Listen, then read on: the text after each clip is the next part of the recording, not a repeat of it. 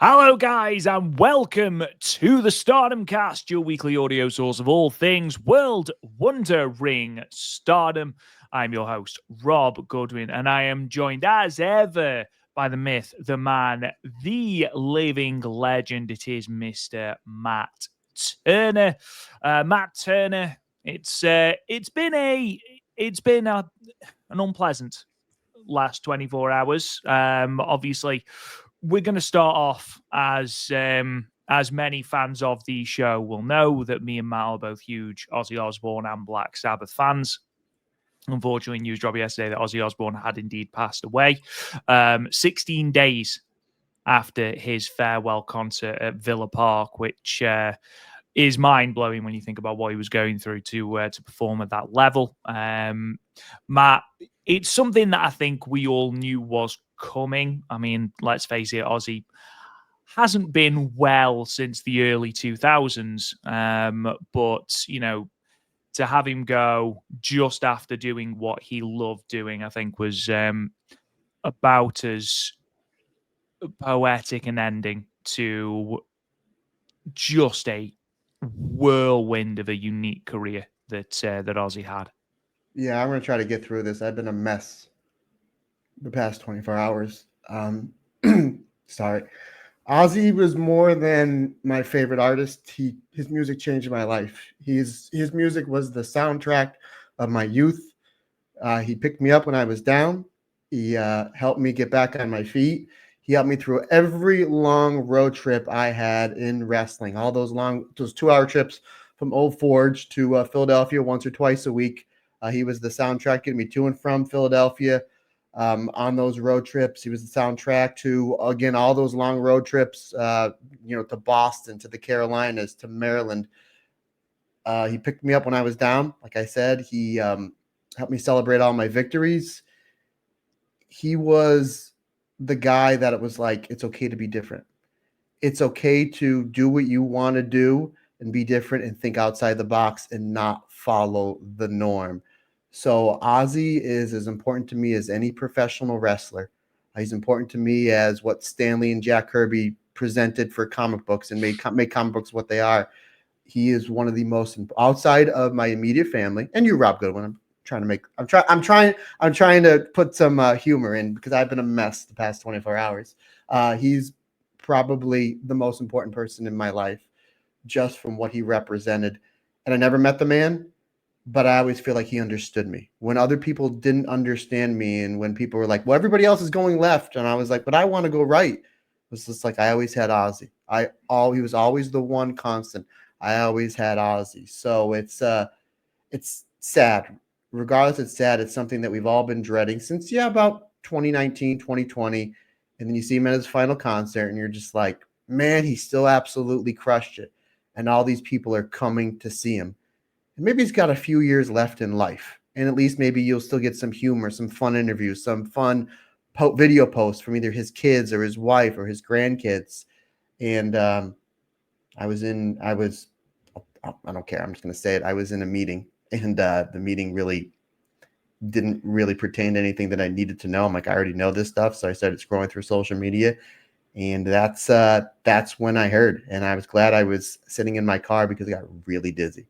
And I thought I was going to pass out. And it was like, oh my goodness, like you kind of mentally prepare for it, but it's still such an absolute shock and a heartbreak to lose, again, outside of my immediate family, the person that I looked up to the most. And some names I mentioned, there was a lot of wrestlers I looked up to growing up in the 80s that have obviously not wrestled in 20 years or that are no longer with us. Stanley and Jack Kirby, they both passed away long, long time ago. Ozzy was still making music. And as you mentioned, partner, made music 16, 17 days ago. Everybody came to pay tribute to Ozzy, and he played 9 songs, absolutely crushed it, and looked like he had the time of his life. And people in the audience were just, he had the people in the palm of his hand. He still had that magic. And that concert was for the fans. And the fact that you look back on it now and that, the last 24, and I haven't slept much. I'm so glad we're doing this podcast. It comes at a perfect time because wrestling is my other comfort. It really is. And I've been so down in the dumps the last 24 hours. And you look at just the way he had the crowd in the palm of his hands. just how much he loved performing for the people. Like that's what really kept him going, is to get to that date. And you kind of just take a step back and you think like, this was literally everything he had left in his body. He literally gave his soul for rock and roll, like the Black Sabbath. Black Sabbath, one of their greatest hits albums called We Sold Our Soul for Rock and Roll. He literally gave his soul for rock and roll. And it's like his last two impressions before leaving this earth was, I gave everything I had. I'm done. I went out. You couldn't write that better in a script. I went out in front of, 50,000 people, whatever it was. And not only that, but I gave back, because that concert raised $190 million for charity. So it's not only give the people that were there in England one final concert, not only for him and Black Sabbath, but Metallica, Pantera, Tool, Anthrax, all the great bands that they had there. But then all the money was raised, and then he gave that as well. So it's like, it's almost as if it's like the doctor said, Ozzy, you have 12 months left to live. What do you want to do? It's like, okay, I want to put on a concert. I'm going to take time to get as healthy as I can. Here's what I want to do. And it was just like boom, boom, boom, boom, boom, boom. And we mentioned it when we did our little review of the concert, that it was, in my opinion, for what I like, the greatest rock and roll, greatest concert of all time. Never going to be topped, and never will be topped, because it had all of my favorite bands on it. And Ozzy got to play with his original bandmates from 50 years ago, which is crazy. 50 years ago, they were all there. Bill Ward, Tony Iommi, Geezer Butler. He's able to play with Zakk Wylde, who's been with him the longest. And at the end of Crazy Train, I got a little emotional because they panned up and there was Randy Rhoads. Yeah. And just to think like how timeless his music is. Again, I'm a massive Ozzy fan. I found Ozzy when I was like 13, 14 years old. So you're 95, 96. I'm 43 now. And Sabbath came out in the early 70s, like 10 years before I was born. Like when I was born, I think they were writing like the Bark at the Moon album. So he already had his first two albums. Like they were already out. So, and I remember Ozzy did an interview like 15 or 16 years ago, and he was saying that he's in the crowd singing these songs, and there's these kids 7, 8, 9, 10, 11, 12 years old singing the songs that he wrote 30, 40 years ago. And he's like, their parents were kids when these songs came out, and the kids are singing as well. I remember I was going to the movies at a comic shop with Lily. I think this was right around COVID, 2019, 2020, and Crazy Train came on the radio and Lily was singing it. And I was like, oh, you know this? She's like, yeah, well, everybody knows this. And then my oldest nephew, who graduated high school last year, he was in the band, and the band always plays Crazy Train. And my nephew told my wife, Amber, I really like that song we play. Don't all-time favorite. Like that's Crazy Train. Like he transcends. His music's timeless, even though he's gone. And again, I've been grieving. I usually don't grieve over celebrities' deaths. Like Piper was a little bit, Jay Briscoe, because I knew him and he was so young. But like I knew this was going to hit me really, really hard, and it really hit me really, really hard. And I had so many people reach out to me. Sorry for your loss. I'm sorry. People I haven't talked to in years. I had people at the gym this morning because I couldn't sleep, so I went to the gym earlier than usual. I had people at the gym coming up to me, giving me hugs, saying, hey man, we're sorry for your loss. So, yeah, it's really tough for me just because of how much Ozzy and his music meant to me. But I saw somebody post something online where it was a cartoon of Ozzy, and it said, "I'm not gone, just press play." And if you think about it, his music over 50 years, he just dropped an album a year ago, Patient Number 9, and it was amazing, amazing album. So it's like he's got so much music that you can just go back to listen to. And big ups to all the local radio stations over here because they've been playing nothing but Ozzy.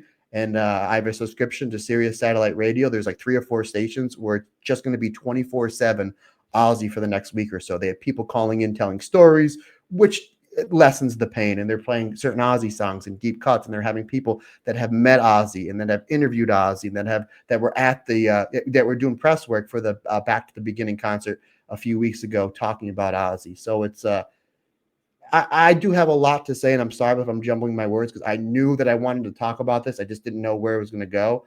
I think probably what I'm going to do is I'm probably going to drop a podcast. You'll probably see Stardom Cast Extra, our Stardom Cast bonus episode, like just a remembrance of Ozzy Osbourne, where I want to interview my friends that I went to all these Ozzy concerts with, because I can't even tell you how many times I saw him.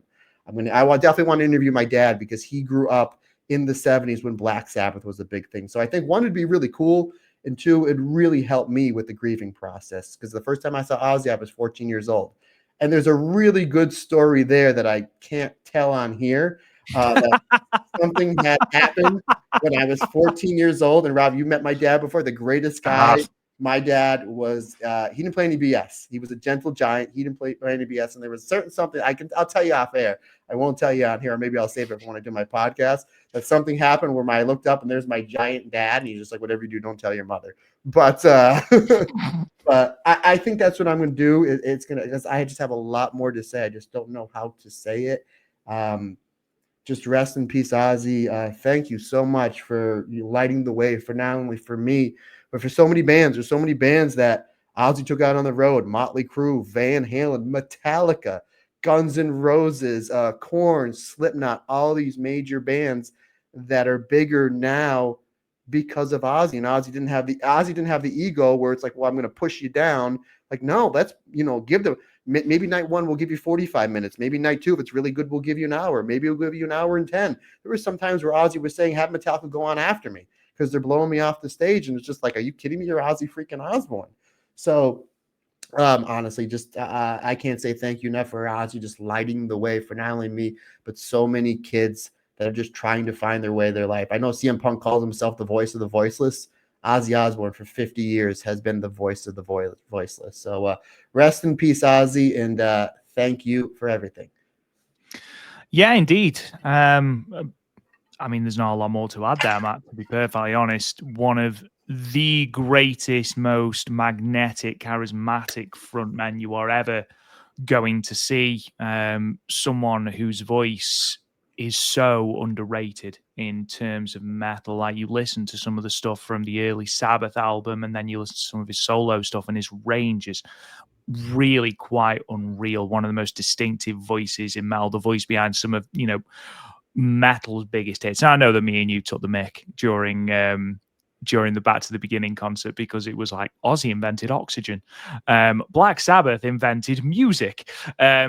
But, he was a trailblazer, as were Black Sabbath as a whole. And you're absolutely right to go out on stage with the original members of Black Sabbath. So I didn't know, actually, that Bill Ward hadn't been a part of the 13 touring cycle. Yeah. I didn't realize it was just Iommi and Geezer.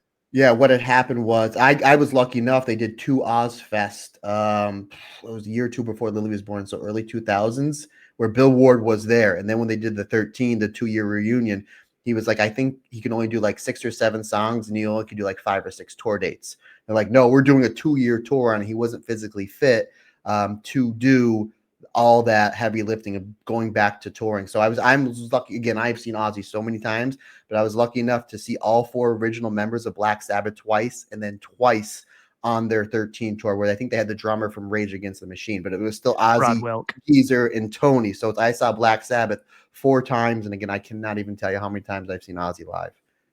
That 13 album, by the way, underrated album. Like, obviously, my favorite Sabbath album is Volume 4. It's such every single song hits. But 13 is so good, so underrated. And then his solo stuff, like, I'm still finding songs now that I'm like, oh my God, I did not realize Ozzy Osbourne did this song. Like, I was telling you, I was listening to The Ultimate Sin not long ago, actually. And I was like, oh my God, Shot in the Darks by Ozzy Osbourne. I don't know why I thought it was someone else, but it came to like the last track on the album, and I was just listening through the album, and I was like, "Oh my God, I completely forgot this was Ozzy." I was listening to Killer of Giants earlier today, and I know most countries have political issues. Obviously, we have them here in the United. I'm not political at all. I don't care. Sorry, I don't. But like, you listen to that song that was written like right around the time I was born, like 40 years ago. Like, it pertains to what we're going through. And I was listening to that this morning, and I've heard that song a million times. That's such a great song. There's so many underrated songs that Ozzy has had. Rob, if you can pick one favorite Sabbath song and one favorite Ozzy song, what would they be? Because we like to throw these questions. I knew you were going to ask it. I was going to ask you the same question. I mean, it's one of those things where it changes, ironically. It changes from day to day. At the moment, I mean, my favorite Ozzy song is Perry Mason. I don't know why it's Perry Mason. It's not one of his biggest songs, but it's just one of those that I'm like, I can't help headbanging to. So I'll say that, although I could say literally tens of other songs that would that could take that top spot. In terms of Sabbath, God,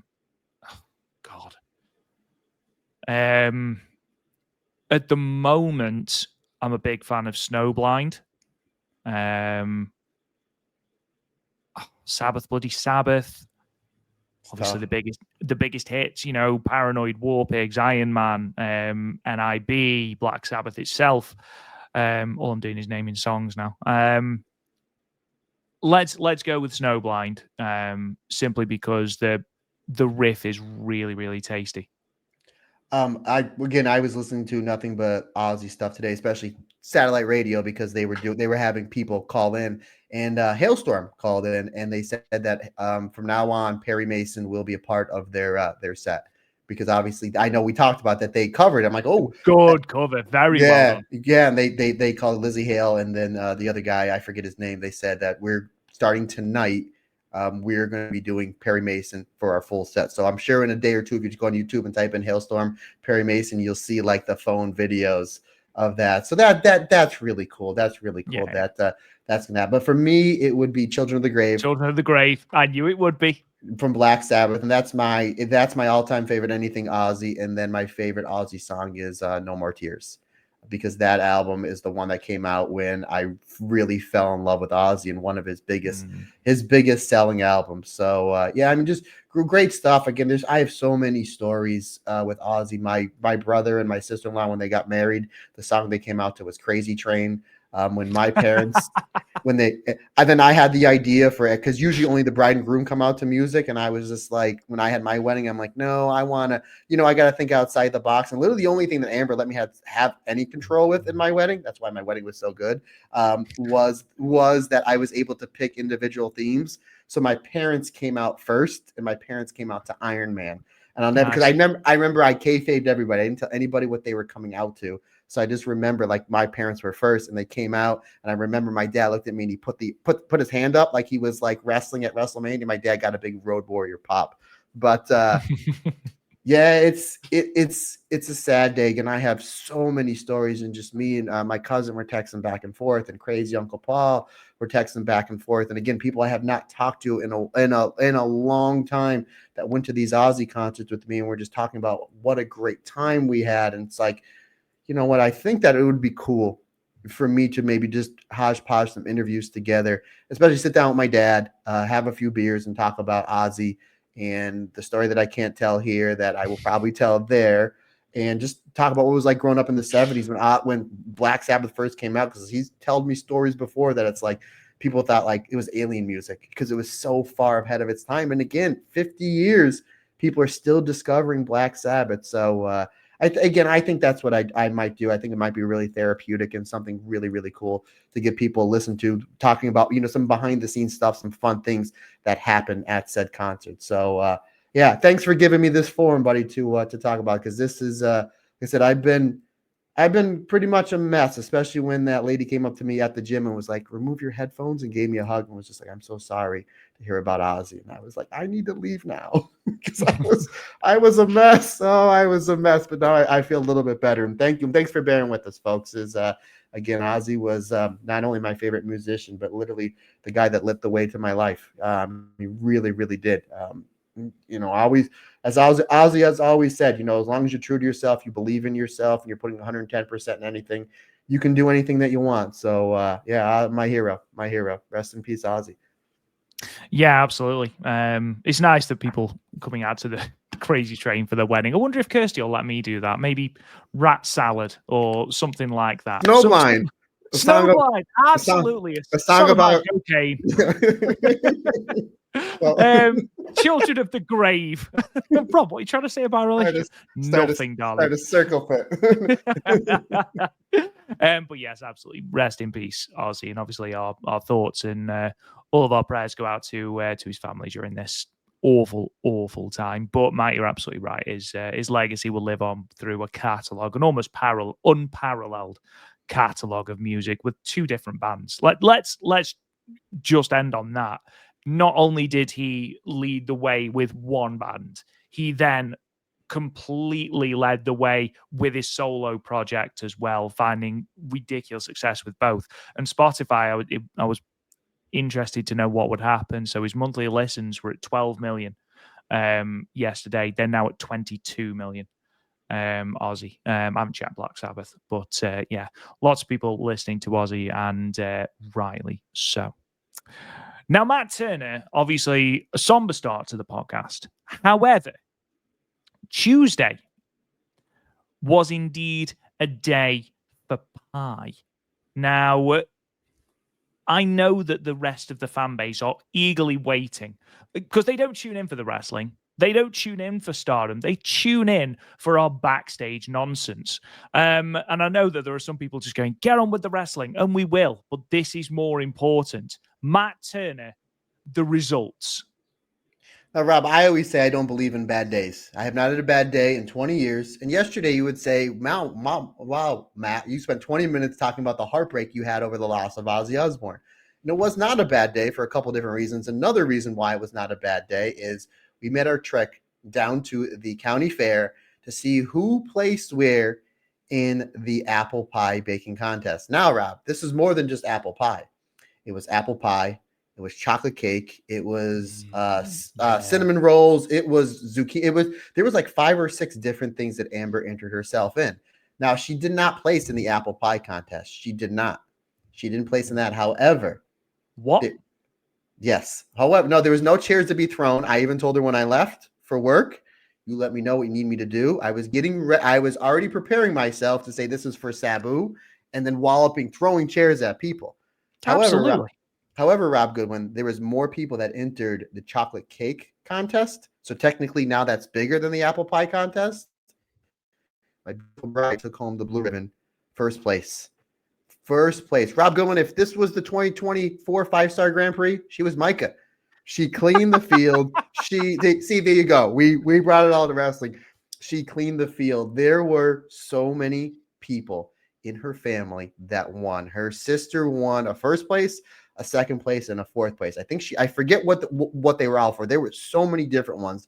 It was crazy. My nephew, the one that I beat in Madden, and then he actually beat me last week, because I'm not going to lie, another story for another day, but I was getting ready to kick an extra point that would have made it a 2-score game, and then Amber shook my controller, and then he tied it and then won. But regardless, another story for another day. My 12-year-old nephew, he came in second place for his peanut butter chocolate chip cookies, and so Amber came in first, fourth, and I think fifth and something. My sister-in-law was first, second, and fourth, and my nephew came in fifth. So let's just say the family over here dominated the fair.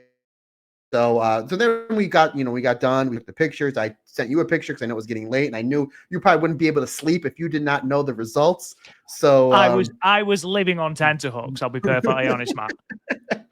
So then we walked around the fair. We got something to eat, and then she wanted to walk back just to see, if anybody else wanted anything else.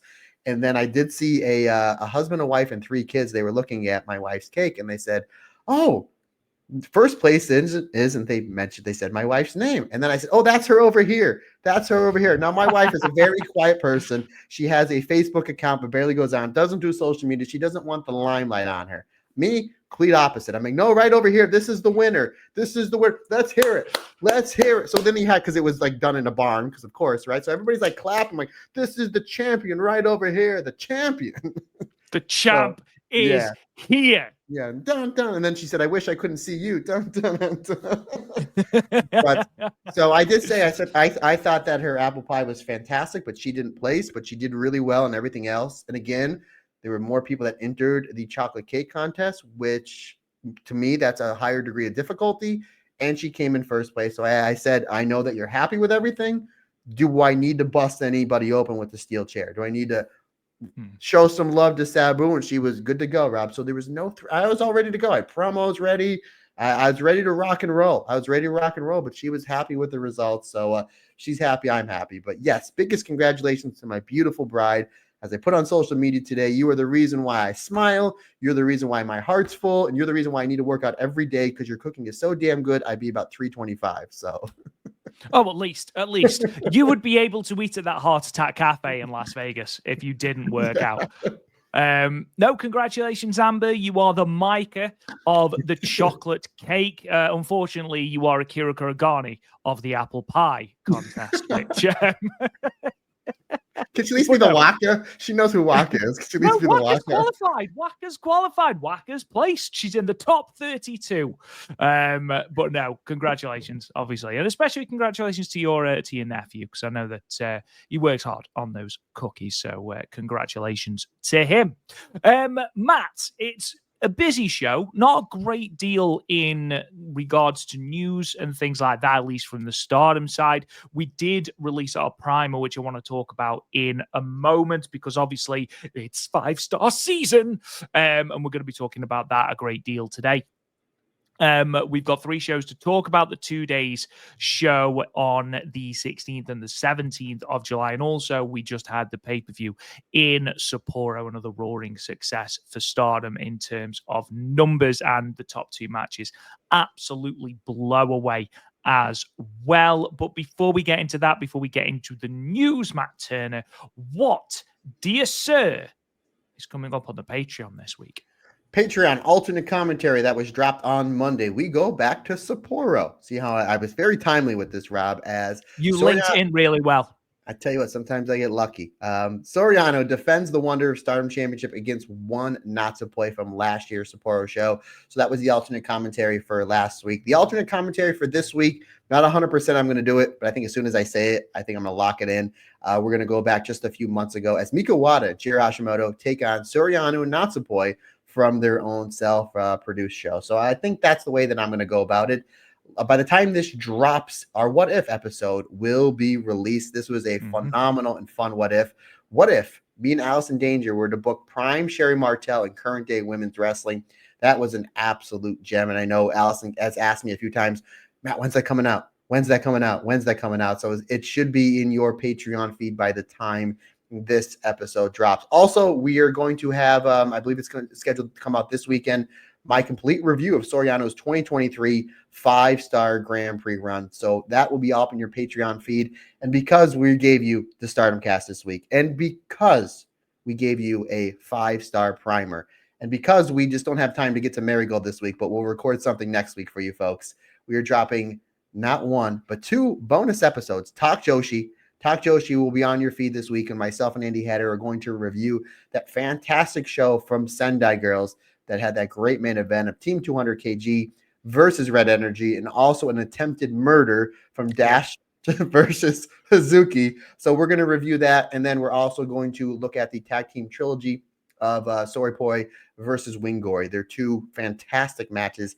at last year's Goddess of Stardom tournament, the one in regular play, and then the one in the playoffs, and then that, in my opinion, match of the year candidate back at the conversion. So the conversion. So those 2 will be on that. Those 2 episodes are going to be free for everybody. We're not going to put those. We never put Talk Joshi on Patreon, but I was kind of going back and forth. I'm like, let's just give it as a freebie, as a thank you for just the fantastic support that all the listeners give us each and every day. So a lot of extra bonus material plus Patreon. So yeah, a lot of really cool stuff on Patreon and the free feed as well, buddy.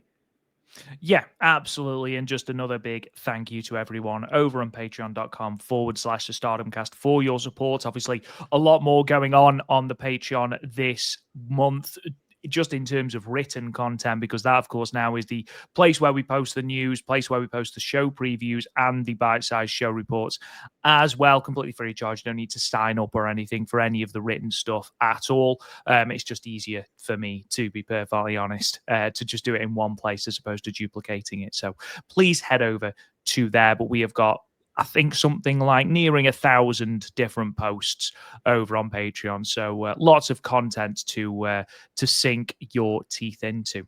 Now, Matt, we are going to dive headlong into the news. The first thing, perhaps the most important thing, is that it is 5-star Grand Prix season, and that means that it is 5-star Grand Prix Pick'ems contest time. It has officially launched today. The way this is going to work, ladies and gentlemen, is the same way that it has worked every other year. Click on the link. You'll be asked to give your email. That is only so that we can send out the results once they're done. We don't use the email for anything else, and just so you can only enter once. That's the only reason. We did have one year where someone entered 4 times, so and still didn't win. So karma. I mean, That's instant karma. Exactly. So that is the only reason. So click on the link, fill in your email, choose your 3 people that you think are going to progress from each of the blocks, pick your quarter finalist, your semi-finalist, your finalist, and your winner.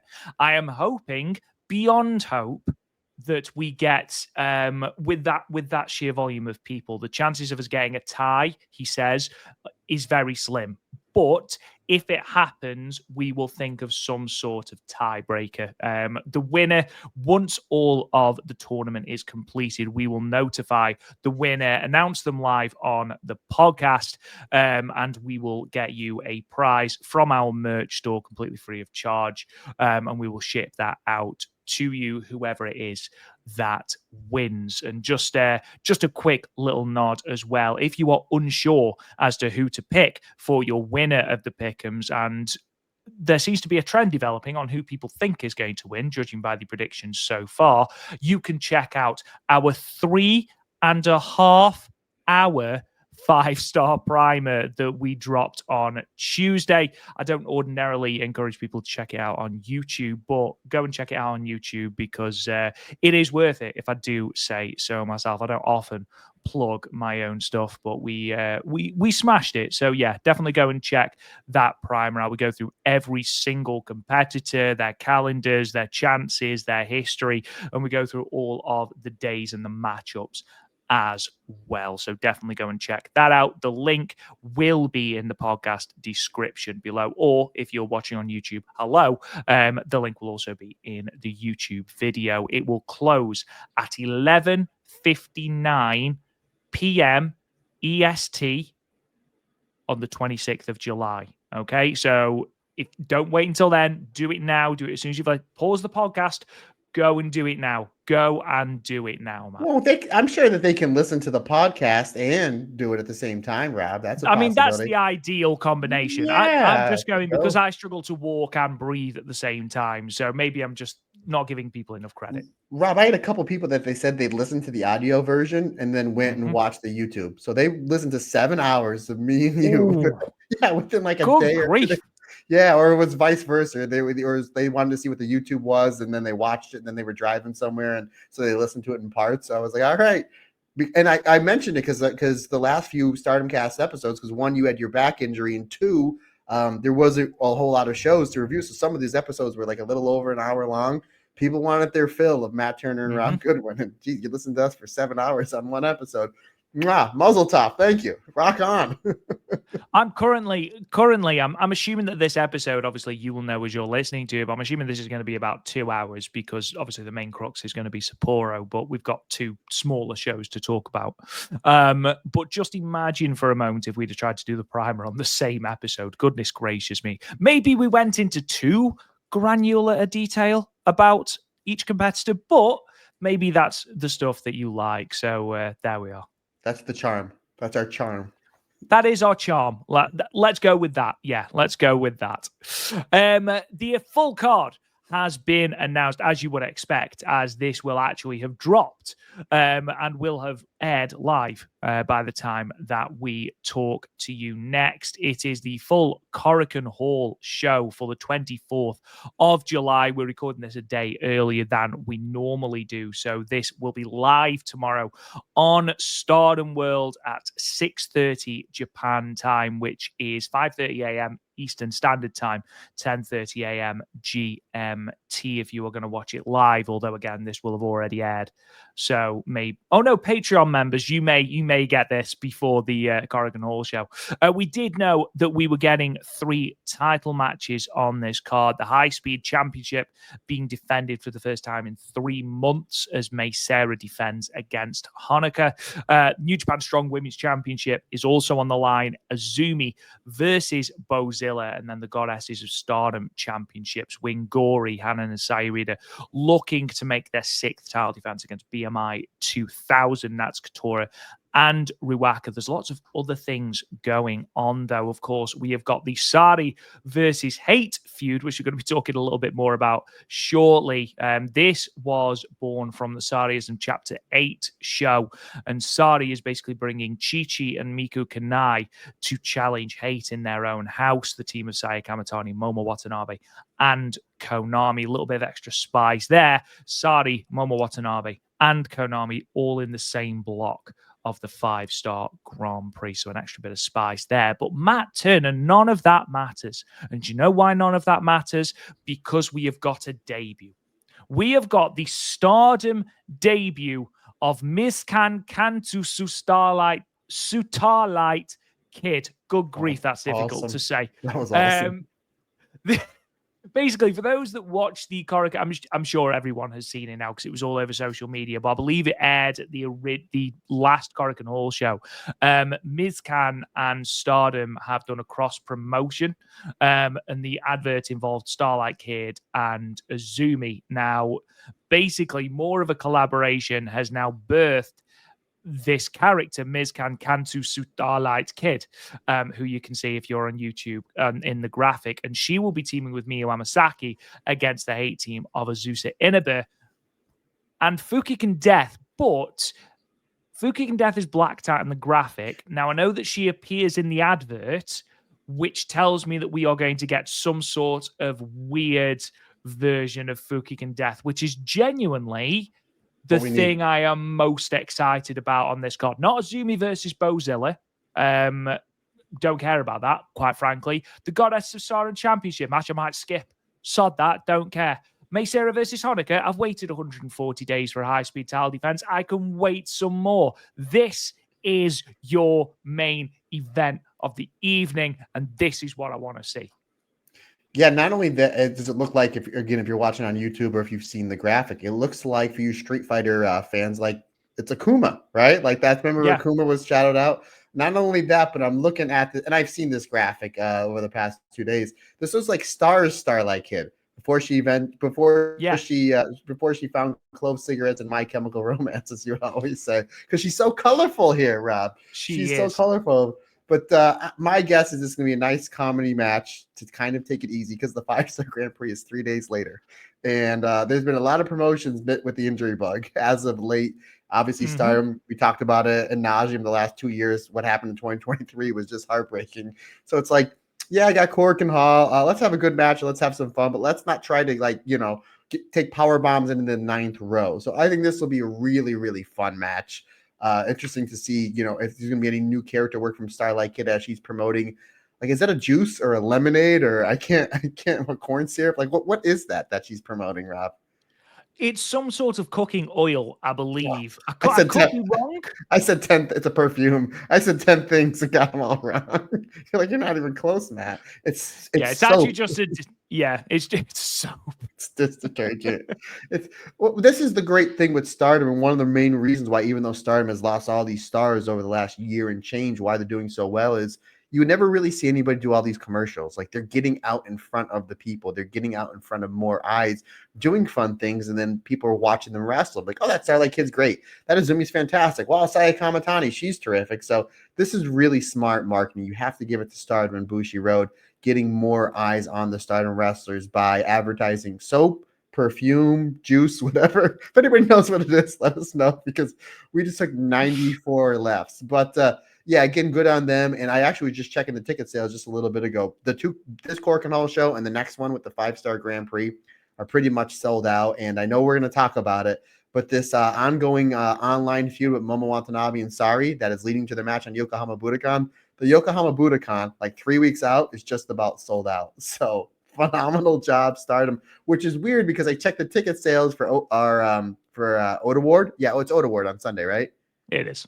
And they've only sold out like half the tickets. Now I know that is a lot of walk-up business there, but I was like, ooh, it's really weird that like all these shows are sold out, but your big show, the 5-star Grand Prix, you're only showing like half tickets sold. But again, I know they generally do a really good walk-up business, so I'm not worried. But yeah, Stardom, hot ticket, my friend. They're a hot ticket right now because so like kids selling liquid cookies. I don't know. I'm just throwing something out it could be. It could be. Who knows? Who knows? I wonder if the G1 is running on that day as well, and I'd be interested to know where the G1 is actually running on that day. I wonder if they're running against that. But yes, nevertheless, I think it's important as well. You mentioned that obviously Stardom doing promotion outside, and Sareee Kamatani is doing a lot. It's important that it's not just Sareee Kamatani. And we talked a lot about this during our 5-star primer, that it's all very well Sareee Kamatani being the hottest thing in wrestling, at least in Japanese wrestling. But you've got to have someone to go along with her. She can't do it all on her own. You need another top babyface, and that's why it's important that it is Starlight Kid doing this, and it's not just all falling on Sareee Kamatani's shoulders. Because again, we mentioned on the primer again, who is that babyface? And we're talking about, it's going to be Starlight Kid. Is it currently Starlight Kid? And that's where we are looking at this for that advert as well. The rest of the card then for the 24th is as follows. We've got Aya Sakura versus Kikyo Furusawa. We have got an 8-woman tag match. I apologize, can't count. Hanako, Rhiannon Wax Tsukiyama, and Emma Maishima will be taking on the Mavida Loca team of Suzu Suzuki, Rini Yamashita, Itsuki Aoki, and Akira Kuragane. We've also got a 3-way tag match. Fukuoka Double Crazy versus Lady C and Saki Kashima versus Peach and Lily, which is Momokogo and Uriah Hime. We've then got that aforementioned tag match. Miyu Amasaki and Mizkan Kanto Su Starlight Kid versus the A-team of Azusa Inaba and Fukigen Death. Cosmic Angels team of Natsupoi, Saori Anou, Yuna Mizumori, and Sayaka Kurora will be taking on the God's Eye team of Ami, Sori, Hina, Tomoka, Inaba, and Rani Yagami. We've then got those 3 title matches that I mentioned before. Meisera versus Honoka for the high-speed title. The New Japan Strong Women's Championship match. Azumi versus Bozilla. I can't wait for that match. That's going to be really, really good. First taste of Bozilla in singles action, by the way, in Stardom. And then Goddess of Stardom Championships. Wingori versus BMI 2000. And then that blockbuster 6-woman tag. Sareee, Chi-Chi, and Miku Kanai versus the hate team of Sareee Kamatani, Momo Watanabe, and Konami. And yes, we're all very excited for more Sareee and Sareee Kamatani. Yes, we're very excited because of everything that's been going on between Sareee and Momo Watanabe. Chi-Chi and Momo Watanabe in the same ring? Yes, please. Not only that, Miku Kanai and Sareee Kamatani. Miku Kanai, I absolutely love what she's doing on the Sareeism shows. She's one of my favorite wrestlers that's not in the main event. Great match with Natsupoi on this last Sareeism show. Great match with Saori Anou on the one before. And you know that Sareee Kamatani she can't help herself. She needs to take the younger talent and make them look like $1 million. And that's going to happen as well. And hopefully this is something that Chi-Chi and Miku Kanai, they catch on with the Stardom audience, because why wouldn't they? And maybe we start seeing them, in competition more. Very much like Mei Seira's challenge for the high-speed championship. I made mention that New Blood show in the last Korakuen show that she was fantastic, and we're getting a high-speed championship match there. So we may see after the 5-star Grand Prix some new blood, pun somewhat intended, injected into this already loaded Stardom roster. So yeah, this looks like another really great Korakuen Hall show. And again, partner, as we're recording this, just mere hours away. We might as well talk about it then. Sareee and Momo Watanabe are gearing up to have what will probably be a match of the tournament contender on that final night. In Yokohama Budokan. Sorry, not Yokohama Budokan. This is in Ota Ward. No, ignore me. No, ignore me. It's Act City. Is this the 17th or is this the 16th? This is the 16th. This is the Yokohama Budokan then, yes, because Saree's got Momokogo on the final night, I believe. Mm-hmm. So yes, 16th, Yokohama Budokan. They are going to have a match of the year contender without a shadow of a doubt. They are amping up the stakes, though. Of course, Sareee did point out that she didn't really care about anyone else in the block, and the only person she had her eye on was Momo Watanabe. Well, Momo Watanabe has done an interview with Tokyo Sports, and I'm again, Mirror Wrestling on Twitter, an absolute goldmine when it comes to translation. So thank you to them. But they basically talk about how Momo Watanabe is talking about how Sareee can't let go of the past. You know, Sareee seems to be aiming for something that goes against the times. Whether it's the Crush Gals or Antonio Inoki, they're just people of the past. She can't create something new, so she has no choice but to cling to the past. I don't understand her mindset. Now, I was very much of the opinion, Jesus Christ, Momo, firing from the hip. Then Sareee responded. And again, courtesy of Mirror Wrestling. The ones who end up as third or fourth in their unit are always the ones making excuses.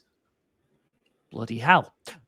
Even though they have more potential than anyone else, they're pathetic cowards who can't take that first step, and they should just keep wandering around in that same spot forever. You choose your own path. That's the bare minimum pride you should have as someone who stands in the ring, right? You say, I'm clinging to the past, that I can't create anything new. Then tell me, Momo Watanabe, what have you ever created? I think Sareee may have taken Momo's words personally. And yeah, it's going to be interesting because undoubtedly Sareee has won that exchange. But has Momo Watanabe gotten under the skin of the Sun God? Has she poked the bear to such a point where she's going to be able to use that over-emotional Sareee to beat her in the 5-star?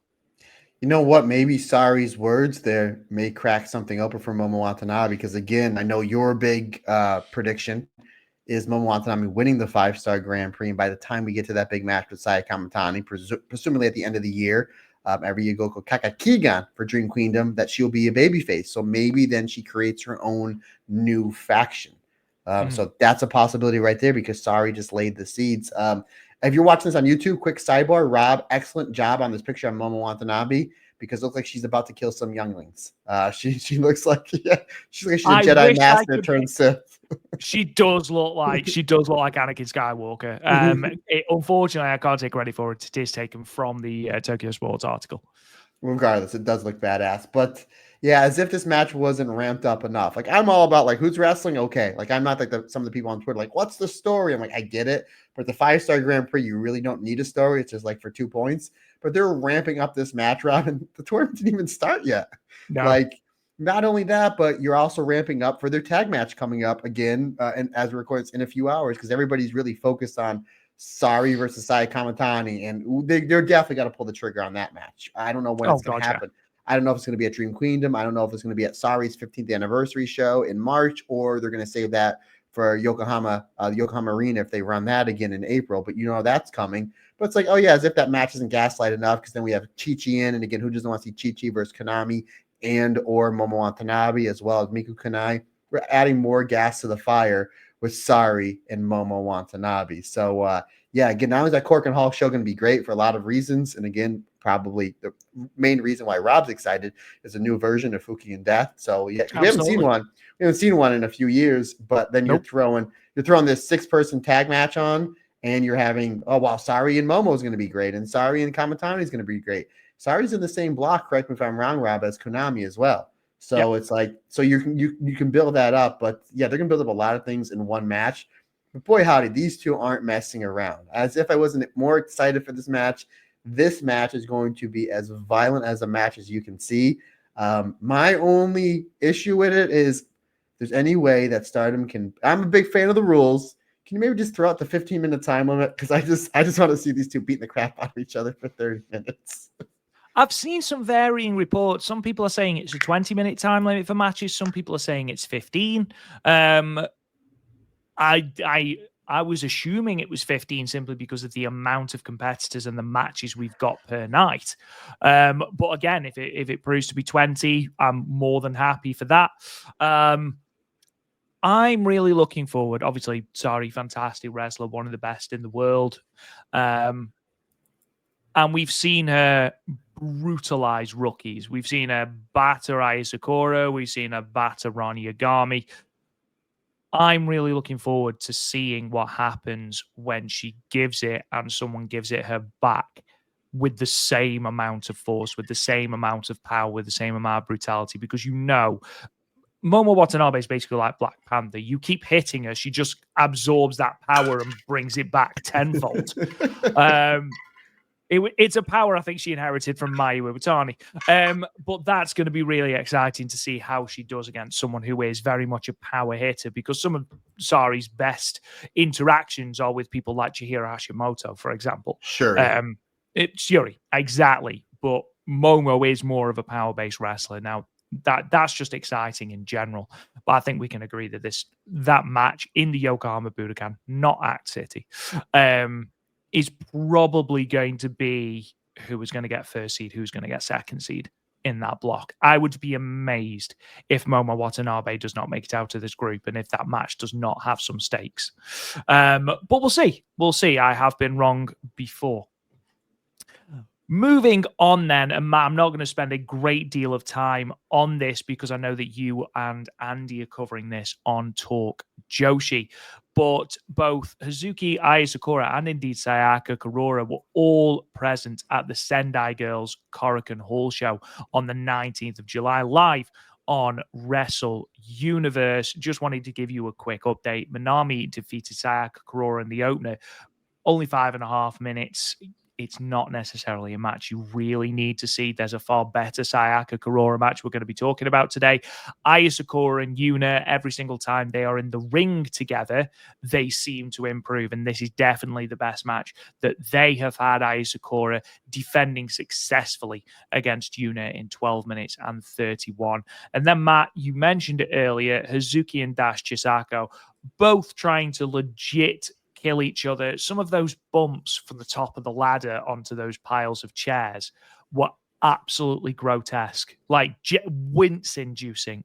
Really, really, like Dash Chisako took this horrible bump, like Hazuki pushed her off the ladder. She hit the table, but because she hit the table quite low, her head still hit the floor. Disgusting. But a really fun watch. Just over 17 minutes. Definitely worth your time. Hazuki having the time of her life in this match, Matt. Yeah, and I think Teru Okada was at this show, and again, I mean, I think Okada's done a great job booking over the last 2 years, considering prior to him taking over, he's never booked anything. Again, all the talent that is left in the last year and change, and he's still absolutely crushing it. The one thing that I question his booking is, what are you doing with Hazuki? And again, maybe it's just like, let's get more eyes on her elsewhere in the United States on different promotions, and then bring her back, and then maybe give her that big run that we've all been waiting for. She's just so good. We know she's such a great wrestler in any scenario, and then you're putting in a hardcore match with a different look and different hair, and she looked awesome. And it wasn't like she was out of place. She was phenomenal. I love the ending. I absolutely love the ending. And spoilers, it was Dash Chisako missing a frog splash off a ladder onto 84 chairs. And Hazuki's just like, you know what? I'm also a wrestler. Hazuki Shroud. I'm like, it made sense. Totally made sense. I absolutely love that match. Again, if Teru Okada is not looking at Hazuki as a massive star to bring her really back into the fold after the 5-star Grand Prix, I'm like, what are we doing? Like, how would you not see like red belt champion on her or white belt champion? Okay, maybe because it's Saya Kamatani. I get it. We don't want to take the belt off her, but how are we not giving her a run at the Wonder Belt? Again, it's just Hazuki. I mean, again, maybe it's because Suzuki's my favorite wrestler, but she was absolutely phenomenal. And then I guess rather because you have this graphic up, I may as well segue into it. They're not done yet. Suzuki are not done yet because they're running Hardcore Rules back, but with some friends, Rob Goodwin, with some friends. Indeed. So Sendai Girls have got their next big show, Senjo, the biggest, on Sunday, the 24th of August, live from the Zebbio Arena in Sendai. Not a venue I'm familiar with, actually, so I'm looking forward to that. But Hazuki did ask if they could run this back. Dash was very excited to do so. As Matt mentioned, it's going to be a tag match. They are bringing friends. Hazuki will be teaming with not Koguma. We will not be seeing the Hardcore Bear. It will be Hazuki and Risa Sera against Dash Chisako and Aja Kong. So relatively star-studded tag match. That's going to be really, really exciting. They announced, I believe, yesterday for the tag belts. It's going to be Team 200 kg, who, of course, dethroned Red Energy in the main event of the Korakuen Hall show, against Lena Cross and Venny for the title. So that's going to be very exciting as well. Sendai Girls continuing to pump out must-see content on a regular basis. That does bring to an end the news, ladies and gentlemen. Of course, you can check out all of the news over on patreon.com/the Stardom Cast. Don't forget, it is free. You don't have to sign up for any of the news, any of the previews, any of the reviews. All of those are free. Just have a look round and you are more than welcome to it. Matt, we are going to dive headlong now into the show reviews, and we are going to start with the show from Wednesday, the 16th of July. Stardom 2 Days 2025 in Akita. Hazuki and Ron Yagami both returned to action for the show after missing the Fukushima show due to competing in the next round of Catch the Wave tournament. And full credit to Ron Yagami, by the way, who reached the final of the Catch the Wave tournament, unluckily losing in that three-way match with Haruka Umasaki and the eventual winner, Kohaku. So well done to her. This show itself, however, took place inside the Akita Celion Plaza in Akita. Attendance 456 people. It's the first time Stardom have run the venue, having previously run the Akita Tersa on the 9th of January 2021 and the Akita Furusatomura Dome Theatre as a part of last year's Goddesses of Stardom Tag League on the 21st of November. In terms of the results, then, 6-woman tag team match opened the show. Mavida Loka, Suzu Suzuki, Bozilla, and Akira Kurogane defeated the O2 line team of Miyu Wamasaki and Azumi and Emma Maishima. Bozilla obliterating Emma Maishima with a driller hole pile driver in 11 minutes and 19 seconds. Tag team match, the Fukuoka Double Crazy team of Hazuki and Koguma defeated Uriah Hime and Sayaka Kurora. Hazuki pinning Uriah Hime with the diving senton in 11 minutes and 8 seconds. 8-woman tag team match next. The God's Eye team of Ami Sourei, Lady C, Saki Kashima, and Kyoka Kotatsu defeated Hanako, Rian, Waka Tsukiyama, and Kikyo Furusawa. Ami Sourei pinning Rian with a brainbuster in 11 minutes and 41 seconds. In a three-way match, Konami defeated Ai Sakura and Rani Yagami. Konami pinning Rana with the Triangle Lancer in 8 minutes and 58 seconds. Tag team match, semi-main event, a fantastic match. Starlight Kid and Mei Seira of Neo Genesis defeating the Cosmic Angels team of Saori Anou and Yuna Mizumori. Starlight Kid submitting Yuna with the Black Tiger Leg Killer in 14 minutes and 14 seconds. And then in your main event, 8-woman tag action, the Hate team of Saya Kamatani, Momo Watanabe, Ruaka Natsuko Tora defeated the Stars team of Hanan Sayurida and Momokogo, and Natsupoi with Natsuko Tora pinning Hanan with the Swanton Bomb in 14 minutes and 28 seconds. So, Matt, we go back to the beginning. Obviously, a little bit of a Black Sabbath reference there to that 6-woman tag, Mavida Loka versus O2 Line and Emma Maishima. We got to see a little bit of what Azumi has in store for her in Korakuen Hall. And poor Emma Maishima, she was on the receiving end of a bloodthirsty Bozilla in this match. Yeah, I mean, this match was really to serve a few purposes. One is to build up Bozilla, make it look like that she is an absolute dominant monster, which she is, and she came across really well in this match. She to did.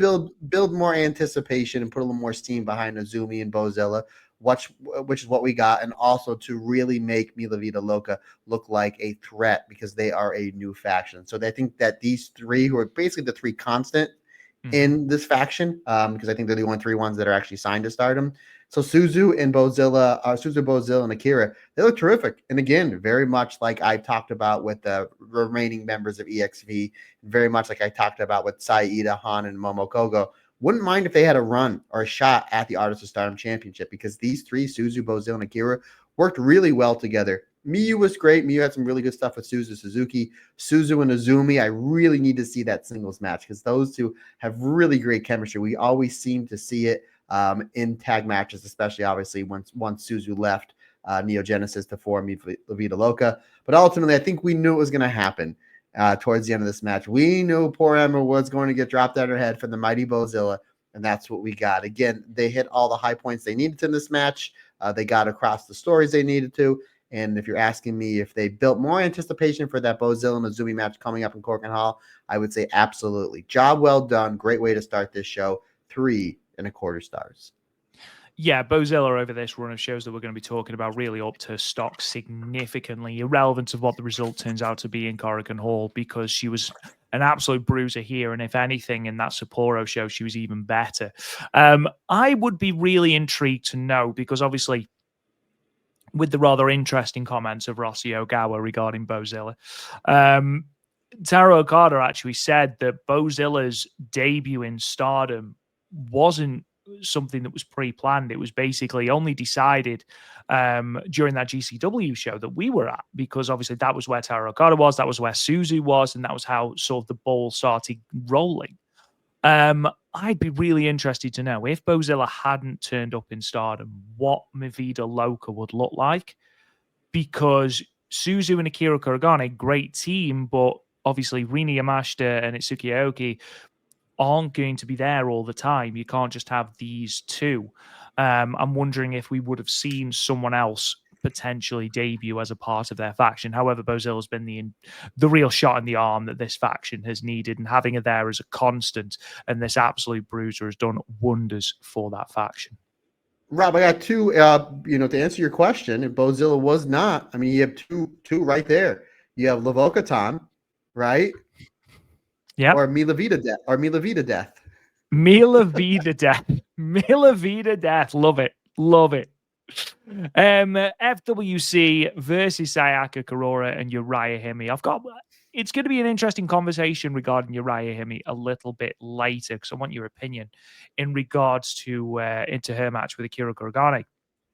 But this match, again, a good match. I was particularly impressed with Sayaka Kurora versus Hazuki. That's a match that I didn't know I needed to see until I saw this, but that will be very exciting. I think Uriah Hime is doing very well in her position at the moment. The development is there, but ultimately a fairly by the numbers victory for Fukuoka Double Crazy. Yeah, I actually really enjoyed this match. It really just seems like, I know FWC is kind of doing their own thing, but by no means are they like phoning it in. It's like, oh, they're doing their own thing. I'm like, well, they're on pretty much every Stardom show in tag matches and having really good tag matches with like the, middle of the road talent. I thought this was a good learning experience for Sayaka Kurora and especially Uriah Hime. Obviously, Sayaka Kurora, she was in the tournament last year with Tam, had some big matches. Uriah Hime just qualified for the 5-star Grand Prix. She's in the ring with one of the best tag teams in all of wrestling over the last few years. I thought she had a really good showing. You had your comedy, right? You had your really fun stuff. And you're right, Sayaka Kurora and Hazuki, yes, that's a match I absolutely want to see. Ultimately, though, what it comes down to is just the teamwork of Hazuki and Kagama. Just on another level. Uriah Hime and Sayaka Kurora never teamed up before. The psychology of the matches, they use that and their experience to their advantage. Ultimately, with Hazuki pinning Uriah Hime with a beautiful top rope senton. I thought it was a really, really good match. Again, anytime I get to see FWC in just a straight up tag match, I'm all for it, my friend. 3 3/4 stars for me. Third match on the card, 8-woman tag team action. The only real, I wouldn't even say issue, the only real interesting bit to the finish is that it was Rian that took the fall, which, considering Rian is in your 5-star Grand Prix, in her first 5-star Grand Prix, and you've got Kikyo Furusawa in this match, who is still a rookie, I thought it was very interesting that they gave Amisori the fall over Rian and not Kikyo. Clearly, this is setting up Amisori bullying Rian. Who is Rian's drinking buddy? Micah. Boom. Absolutely. There you go, Rob. There you go. Or are we teasing the final? I mean, it's impossible. Oh, no, it is. It is possible because Rian's in Red Stars. Maybe we're teasing a 5-star final. There you go. I'd have to ask Amber because she had the most insane bracket. She did, yeah. Insane bracket. By the way, the podcast I did on Monday night, they have Natsupoi winning. So everybody has different winners, but I absolutely love it. I love it. Absolutely. But I get it. But at the end of the day, I don't think anybody's going to remember this match in a week or so time because we got Korakuen Hall. We're going to talk about the pay-per-view that happened, which was really good. We got Korakuen Hall coming up and then a few other shows in the bag for Stardom. So, no, I get your point. I get your point. I thought this was 11 minutes. You have 8 wrestlers. Again, Lady C, we've been talking about just about every show for the last 2 years. She maximized every second that she has. I really like, and we've been seeing these two basically across the ring from each other quite a bit. I like Kikyo and Kyoto Kotatsu. They have really good chemistry together. With Kikyo Furusawa, she does a great job with those rolling knee bars and how to get in and out of submissions. Really next level stuff. And obviously, Kyoto Kotatsu with the strikes, and she is a legit shooter. So I'm really enjoying that. I'm really enjoying Hanako, Waka, and Rion as a trio. They work excellent together. Waka's getting more of a reaction as well. So again, I know we talked about it a couple days ago when we did our primer. I'm really interested to see what she does in this 5-star, other than roll up Saya Kamatani in 5 minutes. But regardless, it was really fun stuff. Everybody kind of came in. They played the hits. Saki Cashman did her comedy stuff. Enough really fun match. 3.5 stars for me. Obviously made sense for Ami Sourei to get the win because again, Amber won the chocolate baking contest. Now she's gonna win the 5-star contest. So she had Ami Sourei winning that. Ami Sourei gets the win here. It all just makes sense, buddy. Yeah, and obviously it makes sense to build the momentum of Ami Sourei because we've all got her doing well in this tournament, especially as she wasn't in the 2024 one because of that injury. So it makes the most sense that she's picking up the victories. 3-way match, Konami versus Rani Yagami versus Aya Sakura. Of course, Konami and Ron are both in the same block of the 5-star Grand Prix and have that residual God's Eye hatred for each other as well. So that's always a nice little bit of atmosphere in this match. But adding Aya Sakura in where all three are not only very proficient in striking, but also have good submission games. I thought this was a fun little match. Yeah, again, usually 3-ways are tough to do. It's one thing if you have like your high-speed style wrestlers like a Starlight Kid, an Azumi, a Natsupoi, you can kind of weave in and out of things, but these three are really hard hitters. So the psychology made sense. Who's the heel? Konami. She kind of bails out. Why Aya and Rana beat the crap out of each other. So and then she comes in, she starts breaking down Aya's knee. We get some really great stuff where the baby faces Ron and Aya kind of double team on Konami, and then they kind of not turn on each other because it's every person for themselves. But there's really great. Every pairing made sense, like Aya versus Rana, Rana versus Konami, Konami versus Aya. All really, really good stuff. I thoroughly enjoyed this. This was right up my alley, hard hitting. Everything made sense. You'd see Konami being a little bit sneaky, not only sneaky, but like she has more wrestling experience than these two combined times like 5. So she used that to her advantage, eventually locking in the triangle answer. Again, sometimes 3-way dances are tough to do. This one really hit the mark for me, buddy. 3 3/4 stars. I thoroughly enjoyed it. Yeah, and Konami and Rani Yagami is certainly a match that you do need to keep an eye out for when it comes to the 5-star Grand Prix. It's in for Utsunomiya on the 3rd of August, and definitely one, not only because of their similar styles, but also, as I mentioned, that background in God's Eye with Konami turning her back to join Hate. That is going to be, I think, one of the underrated matches of this upcoming tournament. Moving on then to the semi-main event, and in my eyes, the best match on this card, Starlight Kid and Mei Seira versus Saori Anou and Yuna Mizumori. We are going to be praising the pairing of Starlight Kid and Saori Anou a lot during this podcast, Matt Turner, and not surprising. But adding in Mei Seira and Yuna Mizumori, who have their own history going back to the High Speed Championship, earlier in the year, I think this was a great match. Everyone just pulled all the stops out. Considering this is basically a house show, I thought this was very, very good. Yeah, and again, we'll talk about in the show on the 18th, and then obviously their big square up for the Wonder of Stardom Championship. But Starlight Kid and Saori Anou, they really built up their championship match. In this match, again, the next show we're going to talk about on the 18th, they were like, okay, what do we need to do to make everything even more interesting other than the promos and the previews and the backstage stuff? Oh, yeah, you know what we're really good at? Wrestling. Let's go out and have really great matches to build up to our fantastic match of the year candidate in Sapporo. So really, really enjoyed it. I always enjoy when Yuna and Saori Anou team together because if you remember at the end of 2023, Tam was hurt. We did have Natsupoi was hurt. So you pretty much Mina left, Waka left, they all left Cosmic Angels. So it was Yuna and Saori Anou had to be put together out of proxy because they were only 2 members healthy members at the time of Cosmic Angels, and they were really good. They had some great underrated tag matches. So it's like, oh, they're back together again, and they're going up against Starlight Kid and Mei Seira. Again, not a pairing that we see that much in Neo Genesis, but a pairing that works. Yeah, I thoroughly enjoyed this. I thought this was great. Again, the main crux of this match was to build more interest with Saori Anou and Starlight Kid. Bravo, ladies. Absolute home run. But you're right. Yuna and Mei Sarah. When it is time to bring Mei Sarah up to the card, I think Yuna Mizumori is the perfect person to unseat her for that high-speed championship. High-speed violence, high-speed clotheslines, yes, please. Again, really, really great stuff between the two and the two teams. Again, Starlight Kid and Mei Sarah, they work really well together. Anou and Yuna, terrific stuff, like the German suplex and the sliding lariat. Everything fit absolutely fantastic. The psychology was there. They gave it almost 15 minutes. Perfect time to tell their story. My favorite match from this show. 4 stars for me, partner. Really excellent stuff. Yuna Mizumori is so good, man. Like, again, we don't spend a lot of time talking about her.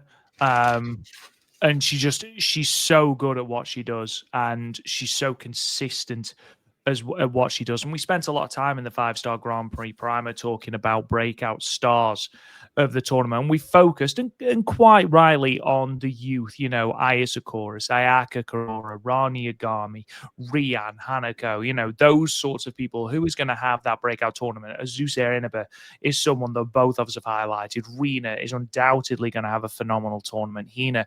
But Yuna Mizumori had a great tournament last year for no reward whatsoever, 0-6. Don't sleep on her having another phenomenal tournament and people coming out of that Red Stars A block talking about how good she is, because that is someone that I will be keeping an eye on. You know what we might do, Rob? Because you just made mention we don't talk about Yuna as much as we should. Yeah, obviously because we had Starlight Kid, Sai Kamatani, Momo, and Sareee probably going to kill each other. We should just do our own Yuna Mizumori episode where we just talk about Yuna Mizumori and drink pineapple and vodkas. I think that would be the way to go about it. I love that idea so much that I think we should add it to EO and Kairi Watch at the end. Just give her her own segment every week where we just get gently sloshed on pineapple and vodka. What will we call it? The pineapple hour minute. we need Steve Caclamanos for this. Steve. or Andy. Andy's pretty good too. Remember, he came out with NWO Edo tie. So that NWO Edo tie, yes, love it. The main event then served as both a preview for the Goddesses of Stardom title match that we're going to see at Korakuen tomorrow, and the Red Belt match that we'd be seeing in Sapporo. Matt, we talked about how good the preview was in the previous match for the White Belt. Did this one whet your appetite for those two title matches? I think I know the answer. Not only did do that, Rob, but who was Momo Watanabe wrestling on night 1 of the 5-star Grand Prix? Momo Watanabe. Momo Kogo, sorry. I would love to see. She's wrestling herself. Queen's Quest Momo Watanabe versus current day Momo Watanabe. Yes, give me that Mortal Kombat style mirror match. But yeah, so obviously this made perfect sense because you have stars and Natsupoi. Obviously, they get along and work really well. So you have 3 different pairings here: Saya versus Natsupoi, Wingor versus BMI 2000, and then a little preview for night 1 of the 5-star Grand Prix with Momo versus Momo Violence. This was great. Really terrific stuff. Natsupoi and Saya Kamatani really beating the crap out of each other, and then really beating the crap out of each other when we get to the show on the 21st. But I think the biggest part of this was they built BMI 2000 up the most in this match. Like, I think, again, Momo Kogo has been on another level since after Mayu leaving after All-Star Grand Queendom, really taking upon herself to become a better wrestler. And she's been putting the hard yards in, putting in the hours, and really taking advantage of every second. I thought Momo Kogo was great. She does a really great springboard planche to the floor, like in these multi-person matches, and it comes at the right time. Again, Momo Kogo is absolutely crushing it.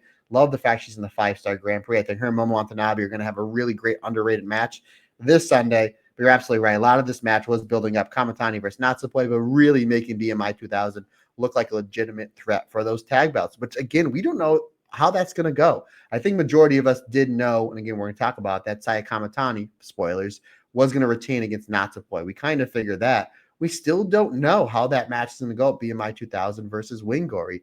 And they did a great job making you believe that BMI 2000 can take the belts here.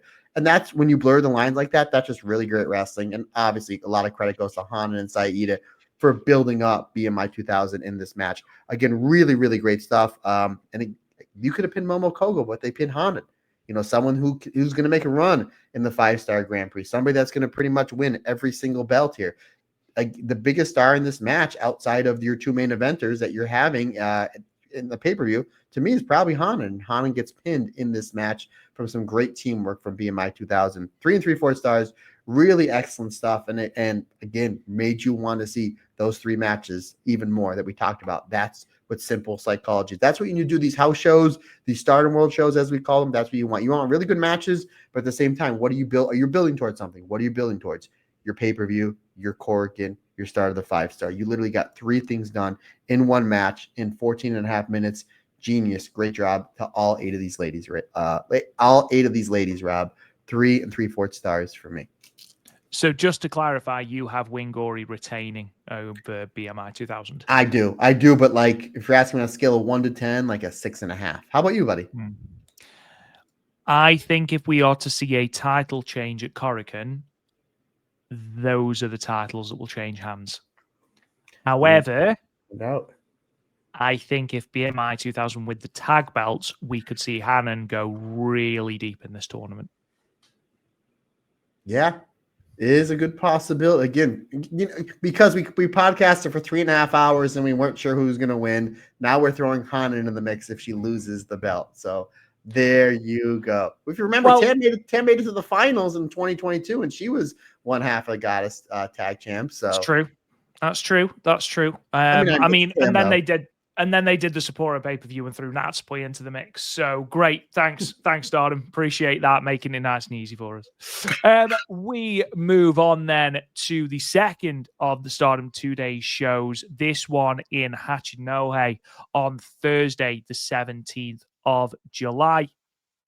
The announced attendance inside the U-Tree first floor multi-purpose hall in Hachinohe City was 572 people. This is a great number. It's the highest attendance Stardom have drawn to the venue, beating out their previous best of 555, which they drew in September of last year by 3.06% and 17 people, if you want to be precise. It's the 4th time the company have run the venue, the first time since that aforementioned September show.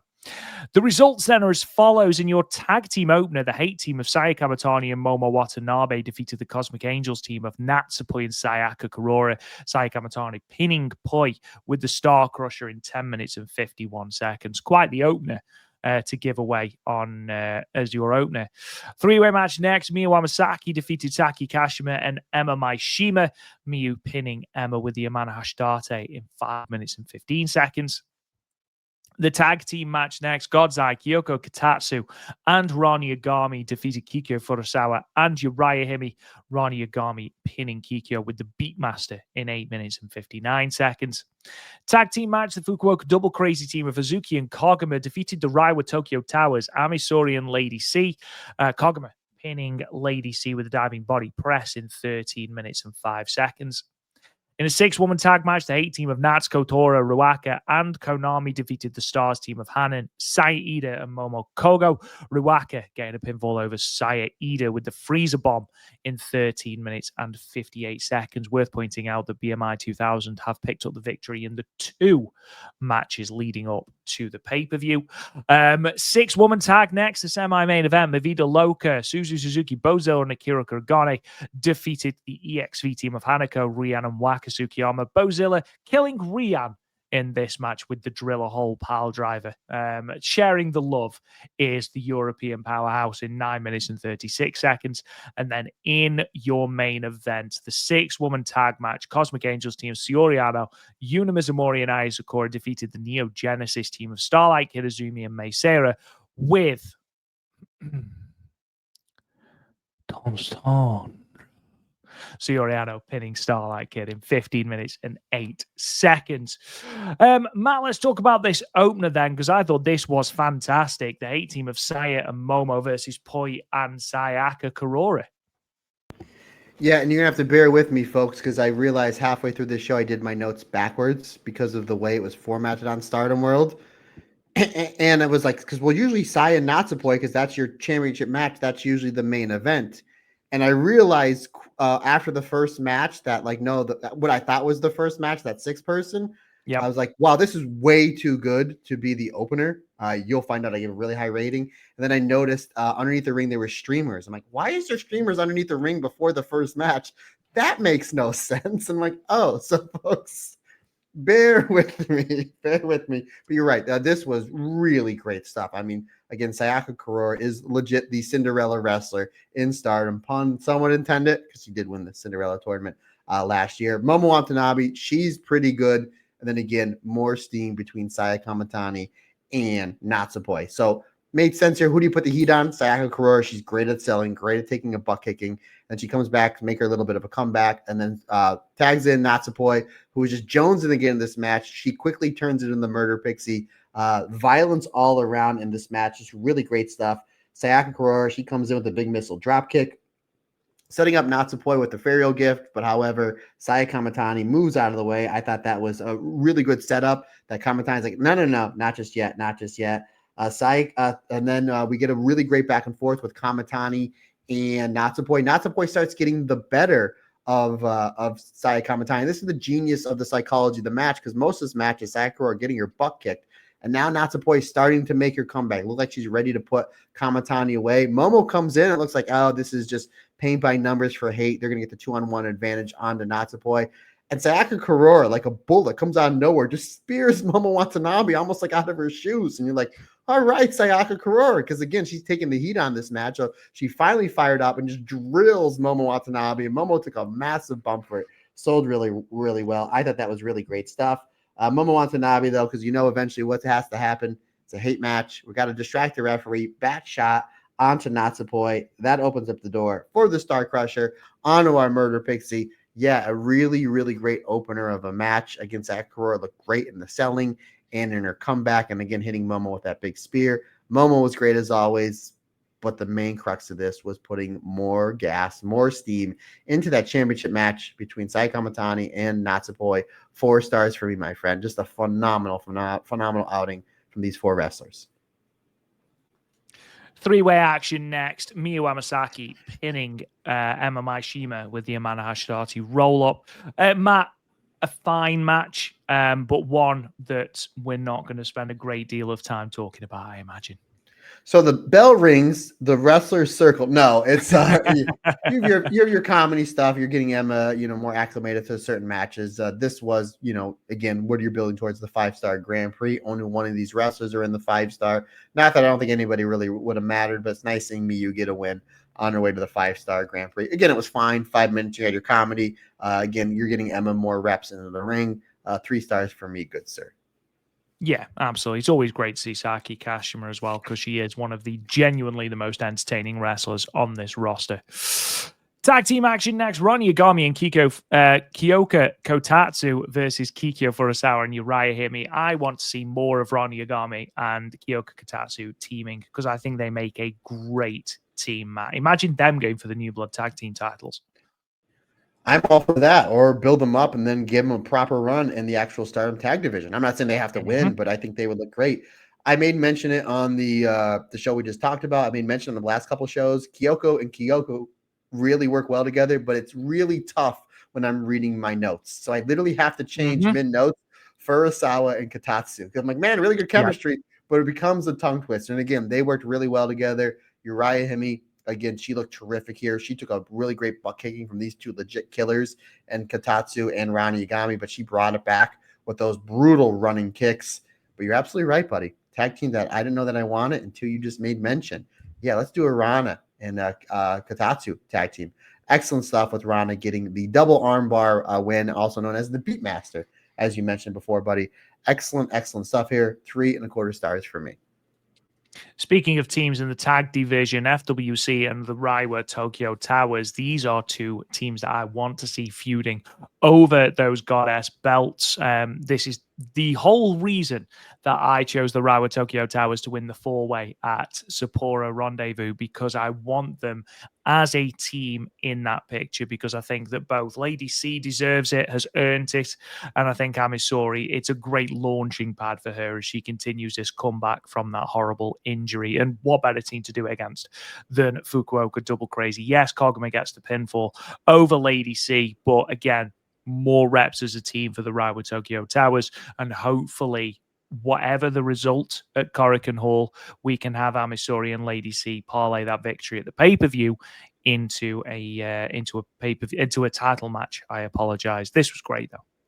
Yeah, again, Stardom World Show, middle of the card. They go out and put a phenomenal tag match. Why wouldn't they? Because both these teams are really good. I liked how, again, we're building Ami Saori up for the 5-star Grand Prix. She just came back, a lot of fanfare. She's crushing it. Again, the best shape of her life, a new look, looks like $1,000,000. And what happens? Kuma dance starts, and she's like, I don't have time for that. I set out for a year. I don't got time for this Kuma dance. And everybody's all laughing. Even Lady C, her partner's like, this is kind of cute. And she just beats up Kagama. Hazuki comes in to try to make the save, and Lady C gets built up so well in this beginning. Because not only does Hazuki eat the giant swing, Kagama as well. And then she puts them both in the double ab stretch. I'm like, man, they're really getting over Lady C in the opening parts of this match. And then Hazuki's like, all right, enough's enough. She comes in, she beats up beats up both members, especially Lady C. Again, I'll take a Lady C versus Hazuki match, 10, 11 minutes. Yes, please, because they brought the violence. So Hazuki's getting ready. She's running rampant. She's getting into that Hazuki mode. And then I saw this spot that I don't think I've ever seen before. Hazuki goes for a code breaker, and Ami Saori just catches her and just dumps her on her head with the DVD. And I was like, and it looked like so seamless. I was like, wow, that's beautiful violence from one Ami Saori. I thought that was really great stuff there. We're building up towards the finish. Great tag stuff back and forth. Obviously, FWC, again, one of the best tag teams in wrestling over the last 2 or 3 years. Ami Saori and Lady C, they obviously haven't tagged up as much as we would like because Ami Saori's on the shelf. And then before that, Lady C was part of Queen's Quest. I'm with your partner. I think these two make a run in the Goddess tournament this year. Yeah. So we're getting great, and they were looking great. They're keeping up with FWC. They're breaking up some of the FWC teamwork.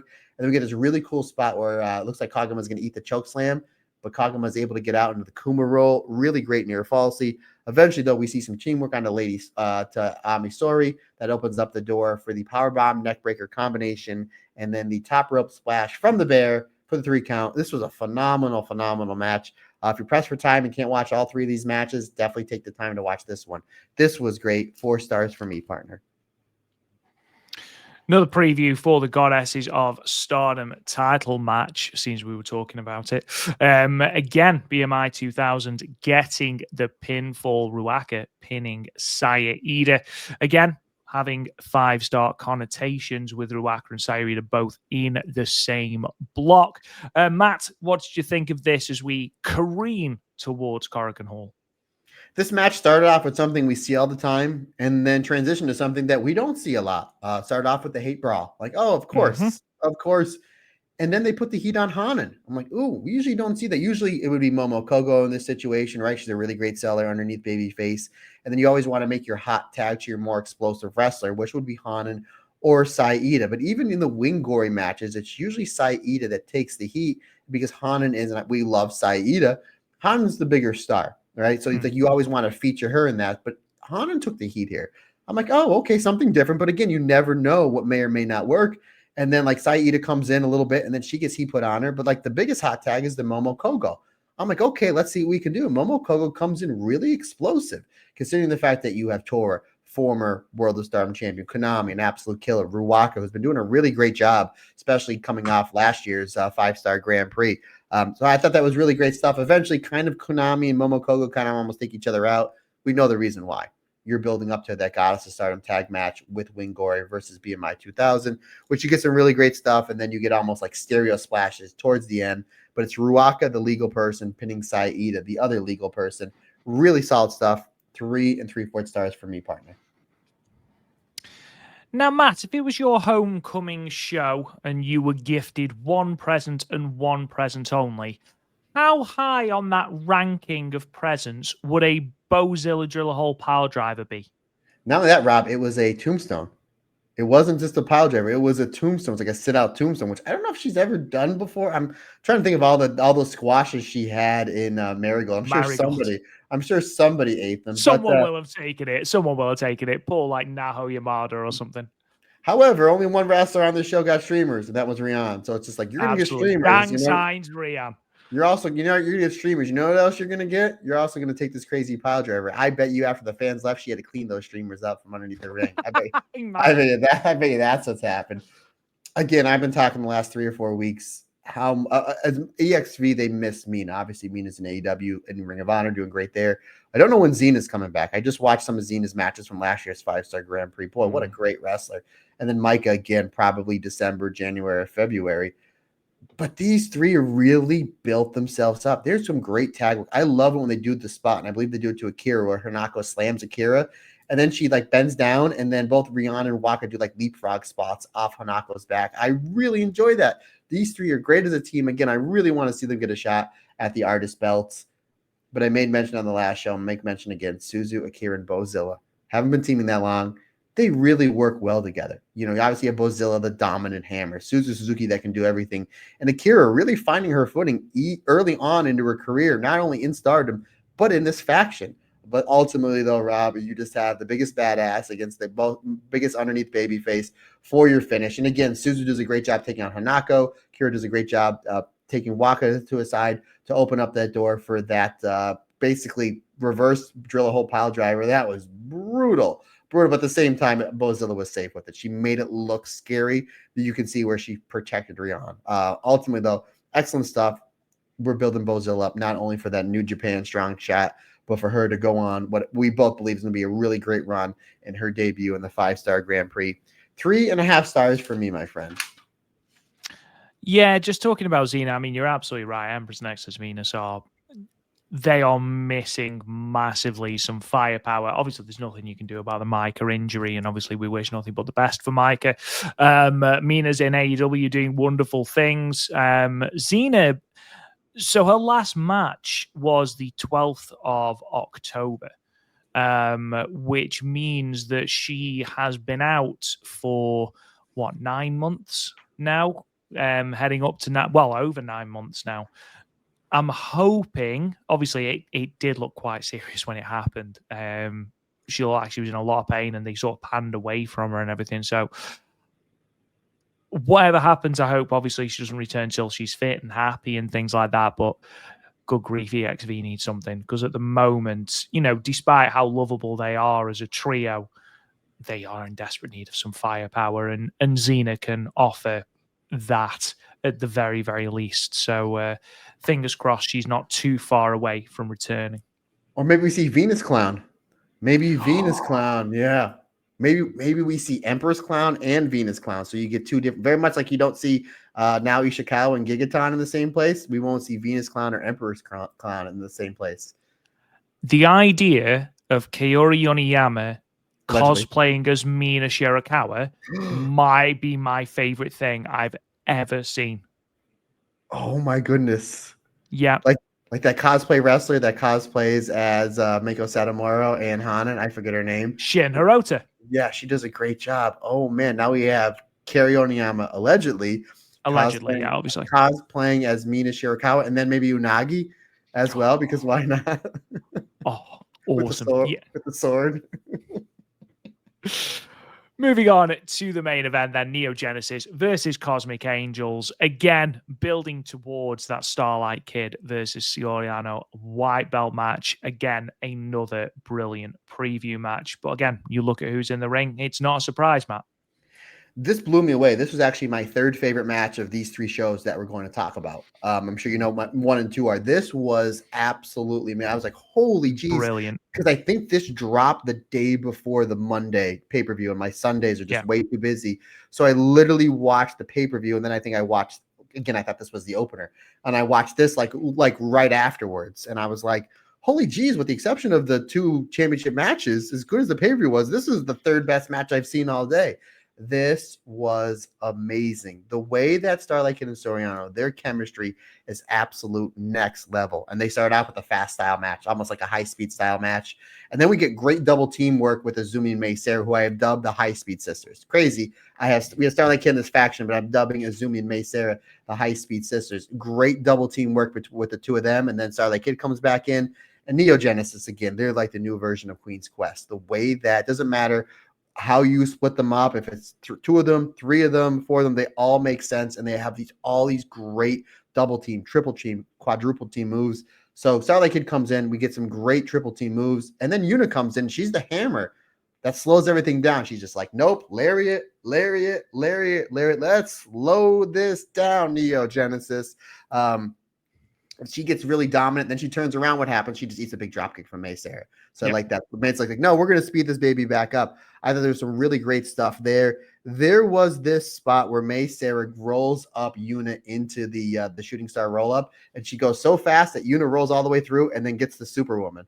And I was like, what a great fall sequence. Because you're like, where do you go? And that poor referee's like, I know I got to get down again and up again and down again. Like, I don't know if they're ribbing the referee. That was some excellent stuff. Izumi and Saori Anou again. I talked about it when I did my review in the 2023 5-star Grand Prix. They had a really great hidden gem of a match in that 5-star, and that was 2 years ago. These two wrestlers are better now than they were then. I really want to see an Izumi Saori Anou singles match. They were great in that 5-star Dave Meltzer rated match with Neo Genesis versus the Work Rate Angels when they flipped the belts, because they had a really good finale there, and they were terrific here. Saori Anou, God bless her, she's the number one contender. She's the one that eats the 6 boots in the corner from Neo Genesis. She really takes a butt kicking here. Starlight Kid counters the Potter Ring with the leg crusher submission. I thought that was great. Anou comes back with a big German suplex, and then the Cosmic Angels triple axe kick. I absolutely love that. Really great stuff. Again, Aya Sakura, her stuff here was great. Her stuff with Izumi was terrific. Again, Yuna was kind of the hammer to slow things down, and then Neo Genesis like, nope, we're speeding it back up. But again, Rob, it was all about Starlight Kid and Saori Anou building that matchup. We got a lot of that of their championship match in here, and the other parties played their role really well. Again, if you take out Saori Anou and Starlight Kid, if they negate each other in this match, what do you have? The High Speed Sisters versus Sakura Demon. So you had like that tag match in there as well. This was phenomenal. Again, Stardom does these 6-8 persons better than any wrestling company I've ever seen. Again, this is a house show. It's a Stardom World show. Rob Goodwin, I have that 4.5 stars. I thought this was unbelievable. The timing, the speed work, the footwork, the ring positioning, the psychology, the fact they were able to get everything in there, 15 minutes to tell their story. This was just genius, and it just makes me so happy. Again, we know that Saori Anou is a main eventer. Izumi, Starlight Kid, main eventers. We know Sareee is going to go there more than likely after the 5-star Grand Prix. But just how awesome Aya Sakura and Yuna looked in this match, like felt like not only that they belonged and hung with these great wrestlers, it really felt like this is the next generation, and the next generation is now. Again, I'm really excited to see what Yuna does in the 5-star Grand Prix, and I'm really excited for our new Yuna Mizumori segment where we slam pineapple and vodkas. Again, Steve, we need the name. We need the name. Absolutely. The pineapple powwow or something like that. The Mizumori. I don't know. All right. Anyway, I'll get back to you. We'll moving on then, and the main event of the show, Sapporo Rendezvous 2025, Stardom's latest pay-per-view, airing on the 21st of July 2025, Monday, as it was a national holiday, airing from the Shatare Gato Kingdom, Sapporo in Hokkaido. Now, this is a venue, obviously, that you will remember where Saya Kamatani turned heel. Hate was formed. Natsuko Tora took the belt off of Micah. Natsupoi won the white belt from Saori Anou. Check out the alternate commentary that Matt has just dropped in our Patreon. However, some really good numbers coming out of this particular show. Now, there have been 2 reported attendances. So Shupro announced an attendance of 1,024, but Stardom have announced an attendance of 1,056. So I'm going to go for the 1,024 attendance because that's what I've done all my data off. However, just keep in mind that Stardom have actually announced a couple more, 30 more people on top of the number that we are going off. That 1,024, by the way, is reported as a sellout. It's the 5th time the company have run the venue. It's 39.89% increase on their previous best. So we mentioned last just about that the Sapporo Rendezvous show last year where Micah was cheated out of the title by Saya Kamatani. That drew 732 people. So this is 300 people more for this show. It's not only the highest attendance ever at the venue, it's also the largest non-New Japan attendance in Sapporo, full stop, post-pandemic. Now, in a market that is notoriously hard to draw in, I mean, I can't think of any companies that draw 800 in Sapporo, aside from New Japan. And yet we're talking about Stardom, obviously, drawing over 1,000 people. That is a huge, huge number for this show. So excellent stuff for Stardom.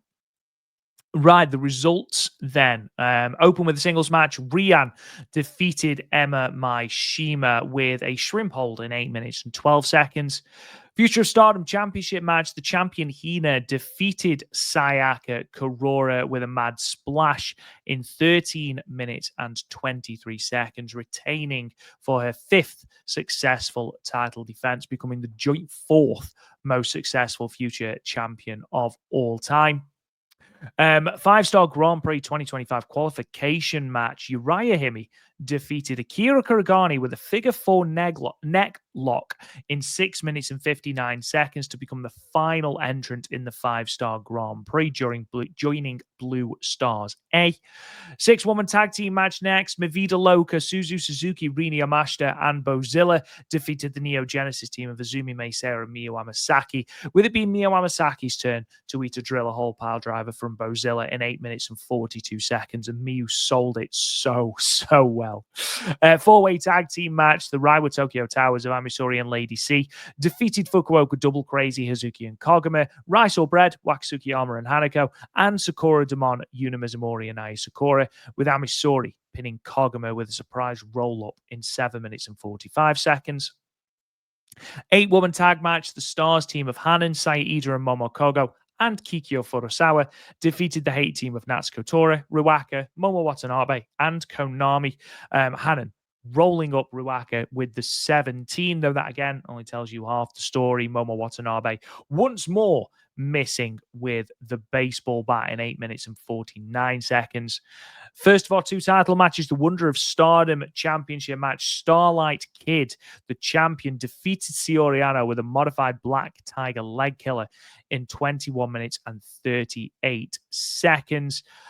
This is not only Starlight Kid's first ever singles win over her, but it cements herself as the most successful Wonder of Stardom champion in terms of days and defenses since Saya Kamitani. And then speaking of Saya Kamitani, World of Stardom Championship match, Saya Kamitani, the champion, defeating Natsupoi with a spinning Star Crusher in 24 minutes and 54 seconds, defending her belt for the 4th time, meaning that with the 5-star Grand Prix beginning this upcoming weekend, she's guaranteed to be the longest reigning red belt champion since Saori, who of course held the belt for a calendar year. So, Matt, we opened with the pre-show, and that was Rian versus Emma Maishima. Rian picking up a rare singles victory. This was really a good opener, solid opener. Again, you're getting these 2 wrestlers in front of over 1,000 people. You know, I believe this match was streamed free on YouTube, so you're going to get a lot more views on. It was a simple storytelling. They did the basics. Great arm drags, great chain wrestling, just some really good stuff back and forth. They gave them time. Usually these pre-show openers, especially when you have like the younger wrestlers that only been wrestling a year and change, usually get 5 or 6 minutes, but they gave them a little bit over 8. I thought Emma was great. Again, I think Emma deserves and should be in that high-speed division because she just fits it really, really well. And again, it's nice showing for Rian just a few days before the 5-star Grand Prix. 3.25 stars for me, buddy. We opened the main card proper with the Future of Stardom Championship match, and this was fantastic. Hina versus Sayaka Kurora. It was given a lot. I felt it was given a lot of time, 13 minutes and 23 seconds, and they built this match so well. Sayaka Kurora is going to be a star. Like, without a shadow of a doubt, as a baby face in that Tam Nakano sort of model. Now, Tam is a unique character, one of a kind. No one can replace Tam Nakano without a shadow of a doubt. However, Sayaka Kurora feels like she is cut from the same cloth. Now, that's not only because she's now referring to herself as the Stardom Dream, which flashes up on her entrance video at the start, not only because she now uses the violet shooting, but the way she structures matches, her emotion when she's locked in submission holds. I thoroughly enjoyed this match, really enjoyed this match. Hina is growing in confidence every time she steps in the ring. We mentioned it on the primer. The Future of Stardom Championship, Hina needed this belt more than both Hanan and Rina did. And having that singles championship, having that responsibility has really, really worked for Hina. This was a fantastic opener, Matt, and surpassed all my expectations. I knew it'd be a good match. This was a really good match. Yeah, I always say to start your shows, you need to start off with a hot opener. And I'm again, I think the pre-show with Em and Rion was that was the pre-show. I think this was the proper opener. This was the main card, yeah. Yeah, this was the main card, and this was great. Again, 13 minutes. They did a good job building. You kind of had your slow build, and they start taking bigger bumps, and they're building and building and building, and then it's like, and then it just takes off like a rocket. Like those last like 3 or 4 minutes, you're like, holy geez, which way is this going to go? And we've really seen this with Hina ever since she won the Future of Stardom Championship. That like those near falls at the end, we've seen it in every match. It's just like they're closer and closer and closer. She does a great job building suspense for her finishes as the Future of Stardom champion. And I hope we see that in a lot of her bigger matches in the 5-star Grand Prix. And I mentioned it, partner, when we did our primer the other day. I'm really excited to see what Hina does in this tournament because she's given the opportunity to really, really smash it. She's going into this tournament with a lot of momentum because of how great her matches have been. And this is no exception. I mean, this is really great stuff. Again, Hina really starts building to her finish. She hits the big ending for a 2 count. She hits the STO. She goes to the top rope for the Mad Splash, but she does not have our Cinderella tournament winner down enough to hit the Mad Splash. Sayaka Kurora moves out of the way, locks in the rear naked choke. I like that. Makes sense because the Mad Splash, what do you do when you miss? You basically go stomach first, and it takes the wind. Yep. And then the rear naked choke. I really like that. There's just one spot in this match where Sayaka Kurora is building up the spear. It looks like she's going to hit it. She runs 1,000,000 miles an hour, and Hina just like a laser. But Sayaka has so much momentum coming off the missed spear that she hits the other side of the ropes. And by the time Hina turns around, she eats a violent shooting. I thought that was terrific. I've never seen that before. Do that in every match. If you're building up the spear and you're not going to hit it just yet, have the person Olay. And again, and we'll talk about it on Starlight Kid versus Saori Anou because Hina wasn't looking. Like when she turned around, that's when she ate the violent shooting. It wasn't like, okay, where I'm waiting for the spot. She turned around and bam, it was like the perfect sell from Hina. Perfect timing from Sayaka Kurora. I absolutely love that spot. I thought that was genius. And then she hits the spear. So then she goes back to it, hits the spear. I thought that was going to be the finish. That's a 2.9 count. She goes for the sliced bread number 2, which I think she's only hit 4 or 5 times in her career. Hina throws her off, ghetto clutch. I'm like, that's got to be the finish. That's a 2.9. So I'm like, oh, I'm literally running on like 3 hours of sleep. And as I'm watching this show, and I'm like, where is this going? I don't know. I'm on the edge of my chair. This was absolutely terrific.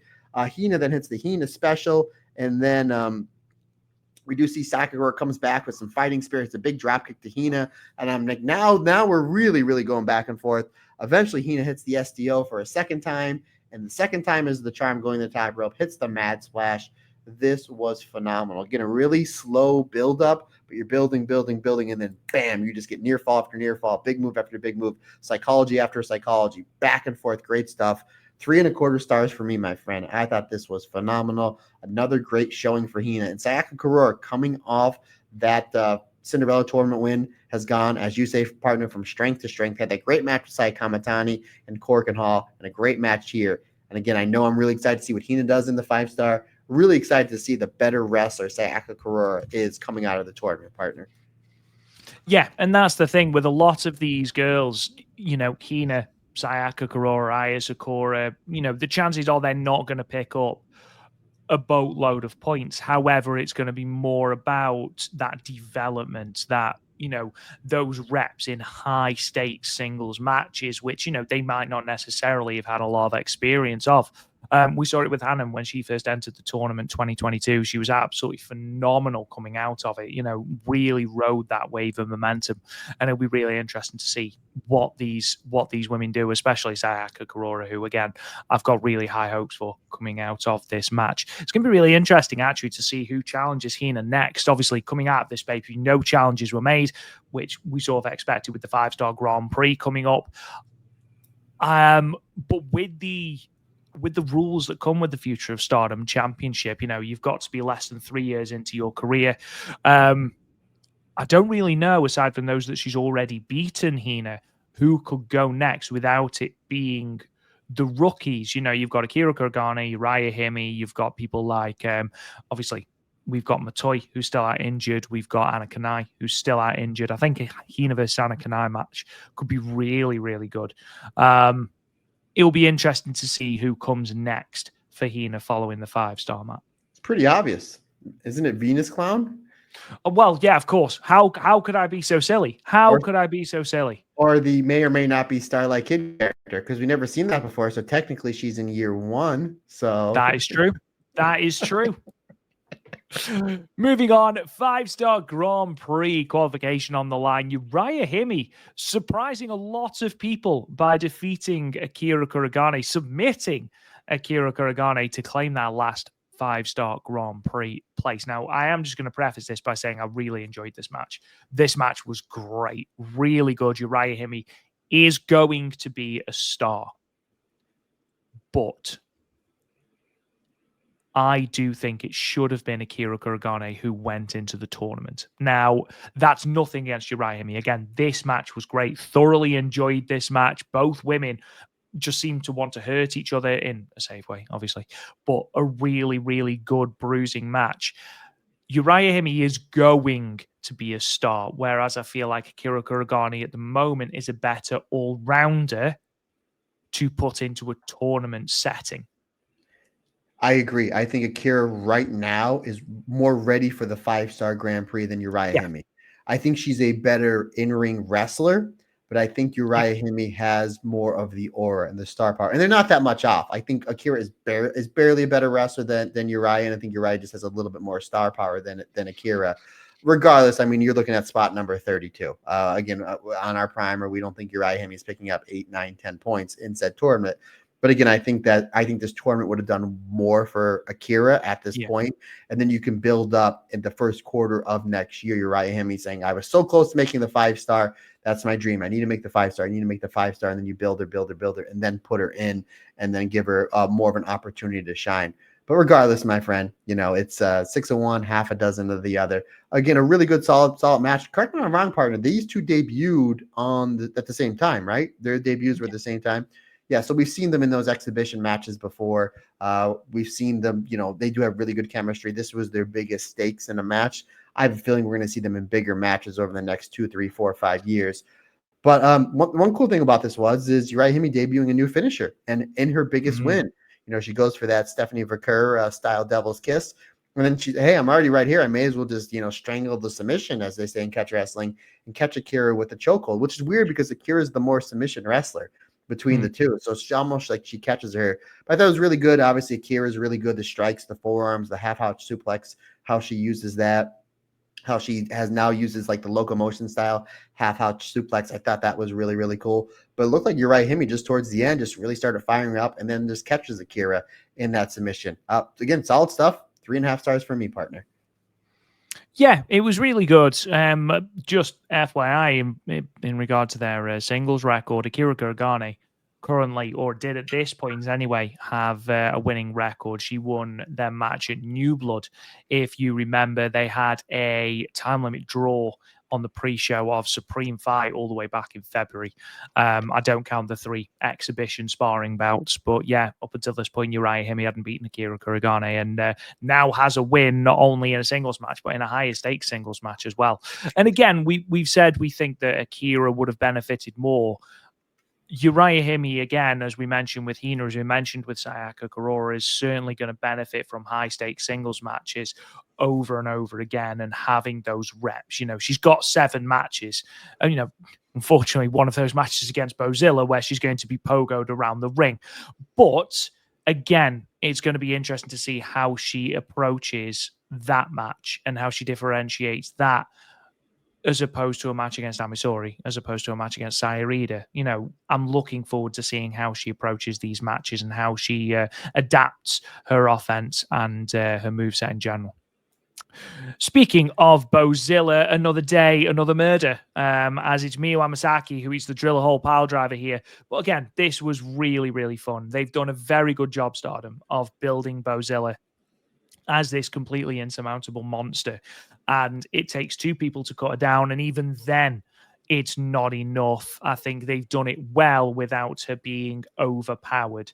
I think Azumi is a very good opponent for Bozilla, because Bozilla's weaknesses are going to be the speed of Azumi, because Bozilla's never going to be able to catch Azumi. Very few people can, but also those quick roll-ups.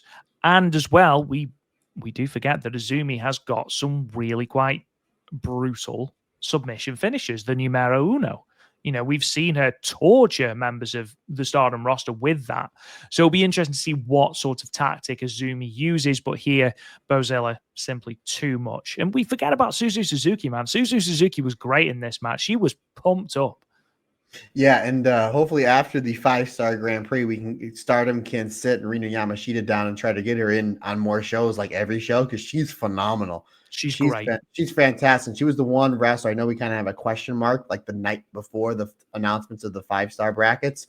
Like, man, I would love to see her in this tournament because she would absolutely crush it. But I know she's kind of a freelancer, even though she's in this faction. So again, hopefully they can kind of figure out her schedule and get her in more, because she was great here. But you're right. This majority of the story was building up Bozilla. Like, we have the high-speed sisters, as I dubbed them, May and Azumi. They're trying to do high-speed onto Bozilla, and Bozilla's like, sorry, it's not going to work, and just overpowers them. Then there's one spot where, like, Miyu's like, don't worry about it, girls. I got it. She's hitting these forearms, and Bozilla's just laughing. She's just laughing them off, and then Miyu properly pulls back, fires, hits Bozilla, and then Bozilla takes like a half a step back, and I was like, ooh, you kind of got me, and then goes back to dominate. So it's like she kind of brushes the ones off, and then Miyu hits the big one. She sells it back, and now you just pissed off Bozilla. So then she beats up Miyu, which again is the theme in this match. But you're right, like Suzu was great. Her stuff with May Sarah, again, really great stuff. It's one I say all the time that you know that you have a special pairing when you're great as a tag team and you're great as opponents. And we obviously, Crazy Star, they were great as a tag team, and May, Sarah, and Suzu had a great match at All-Star Grand Queendom. And we've been seeing in these Neo Genesis versus Mila Vita Loca matches that whenever Suzu and May are in the ring across from each other, excellent stuff. Like, these two are really two special talents. Again, great stuff, but ultimately it was just Bozilla. Just about building up Bozilla, making her look like a big threat, not only for Azumi's championship, but for somebody that can and probably will do some damage in the 5-star Grand Prix. Yes, it's Bozilla hitting an insane tombstone to one Miyu Amasaki for the 3 count, 3.5 stars for me. Again, the job was to make Bozilla look dominant. Job well done. What I liked about it, apart from that exchange that you've just referred to, there's a bit in The Simpsons where Nelson Muntz is having a fight with someone, and he's like, "You made me bleed my own blood," and that's very much what that forearm was like from Miyu Amasaki to Bozilla. But what they've done quite well, again, there's a difference between no selling and no selling, and here Bozilla was very, very strong, but there was that moment where Miyu Amasaki hit that DDT and the crowd popped big for it. And, it got Miyu over. Obviously, Bozilla then overpowered her again, but those moments are what it's going to be all about, especially in the 5-star Grand Prix. I'm really excited for this Azumi versus Bozilla match, man. I think it's going to be really, really good. Azumi's one of the best wrestlers in the world. Bozilla, one of the most improved talents in wrestling, it feels like. I'm really looking forward to what they do here. Really looking forward to it. Moving on to the 4-way tag match, the Reiwa Tokyo Towers getting a win. I did say in the preview that I thought this could be an impromptu number 1 contendership match. It's sort of just a reminder of what we've got in the tag division, where you also have got things like Peach and Lily with Momokogo and Uriah Hime, the 2 people in the championship match in Korakuen, Wingori, and BMI 2000. We've got a lot of different teams that we can throw into the mix. The match itself was fine. It was more based around comedy and things like that. It was more of a palate cleanser, but it is good to just remind everyone, actually, we have a stacked tag team roster here. Yeah, my biggest complaint is you have 8 wrestlers, 4 teams, and you went less than 8 minutes. It's just like, it was like bing, bang, boom, do what you need to do. They did have the big comedy spot where Ami Sourei gives basically locks everybody into a Boston Crab, where everybody has the head scissors and she turns everybody over. It's like, the Chikara spot. Like, that was fun. I really like how Waka was featured in the beginning, because we get the Kuma dances, and then Lady C's like, I don't care for the Kuma dance. And then Waka comes in, just really explosive. It's just like, no, it's 5-star season. Let's go. Like, they did a good job highlighting Waka in the beginning. Lady C with the double app stretch to FWC. Then FWC is like, nah, we're FWC. We're like the best tag team in the world. We're going to hit all of our great stuff. Excellent showing with Sakura Demon versus Lady C and Ami Sohrei. There was like a little tease there, especially with Sakura Demon hitting that double kick lariat sandwich to Lady C. Excellent stuff. Again, when we're coming off the 5-star, we're going to be building opponents to either BMI 2000 and or Wingore. I would love to see Sakura Demon and the rival Tokyo Towers get a shot at those goddess belts because, as you said, partner, this division is just absolutely stacked. And let's keep the momentum coming off the 5-star Grand Prix. Hanako and Ami Sohrei, they hit stalling stereo suplexes. It's like, let's see who can suplex their opponent the hardest and the fastest. I thought I really get great stuff there. We get the then we get the waterfall finishes. Everybody's in bing bang boom, and then it looks like Hazuki's gonna get whipped somewhere, and she's just like, "Yeah, well, I'm running. I may as well hit a suicide dive." So again, I liked how we had a little bit of everything. We had the comedy, Waka's explosive. We get some great submission stuff, and then it's like boom, boom, boom, boom, boom. There goes Hazuki, and then all of a sudden, Kagama looks like she's gonna go do a dive, and then Ami comes behind her, rolls her up for the surprise fall. The psychology made sense because if you're trying to do a one fall, there's 6 other wrestlers that are going to try to break up said fall because of everybody else in the match. So so that made sense to do a quick thing because if Ami Sohrei like picks up Kagama, she's marching around with the ring and then hits the like a thunderbolt. I'm like, why didn't anybody else try to break up that fall? So the quick fall did make sense. Again, I just wish I had more time. But regardless, for the less than 8 minutes it was in the ring, I thought the action was fantastic. 3.5 stars for me. Moving on then to the Stars versus BMI 2000. Oh, sorry, Stars versus Hate match. A couple of things just to point out. Rena reappeared. Obviously, she's been out with a concussion sustained at New Blood 23. She came back to interfere and trip Hannon. She is obviously not returning until the 5-star Grand Prix on the 27th, which I think is wise. There's no point risking her until then, but it's good to see her at ringside and know that everything is okay. Secondly, and perhaps most importantly, obviously this match ends with Hannon rolling up Riwaka with the 17 after another errant bat shot from Momo Watanabe. Now, Matt, we've talked for a long, long time about how this miscommunication between Momo and the rest of her teammates, accidentally hitting people with kicks, accidentally hitting people with baseball bats, is going to lead to potentially a face turn. How long, because this is not a recent thing. This has been happening for over 6 months, I would say. How long does this happen before we just accept that it is part of the shtick? Or is this just a very, very, very long, drawn-out way of turning Momo? It actually wasn't a baseball bat shot. It was a kick, which we always say is probably worse than the baseball bat shot. That's why I think I'd rather take the baseball bat shot. I think I'd rather take the baseball bat shot, yeah. Rob Goodwin, again, when this airs for everybody on the free feed, the Korakuen Hall show would have happened. But again, we were recording this on Wednesday. I am betting you a strong 0 and a Sapporo beer that they are going to get a big seed planted at the Korakuen Hall show because you're building up Momo and Sareee, and we know we're getting a big Sareee versus Sai Kamatani match somewhere in the next 8 to 10 months. They have to cash in on that. My guess is Momo either kicks Kamatani or Kunami in said match. That opens up the door for Sareee Uranagi, and then somebody's going to start getting pissed off at Momo, whether it's Kamatani, whether it's Kunami, whether it's Rina, whether it's Tora. I think they plant the seeds in Korakuen because it's Korakuen. And again, we were about 12 hours away and it's just about sold out. My guess it's going to do the now usual 1,400 people in Korakuen Hall. Such a ridiculous statement. And then when that is one of your last matches before the 5-star Grand Prix, which is 3 days after the show, it's the last match. Is it the official main event? I thought that they announced that the Wingore match was, but this would make sense. You carry on talking. I'm sure it was listed as the main event. Regardless, if it's not the main event, it's gonna be one of the last matches. And then what's the next show coming up? The 5-star Grand Prix opening night, one of the biggest shows of the year. Oh, when does that happen? In 2 weeks? No, in 3 days. So you'll have that lingering question: what is going on with Hate? What's going on with Momo Watanabe? You're going into the big tournament that, again, we don't know who's going to win. We have predictions from everywhere. So that is a really big question mark. And a good question mark looming over Stardom and Hate going into the tournament. I think that's going to be the finish of the match, Rob.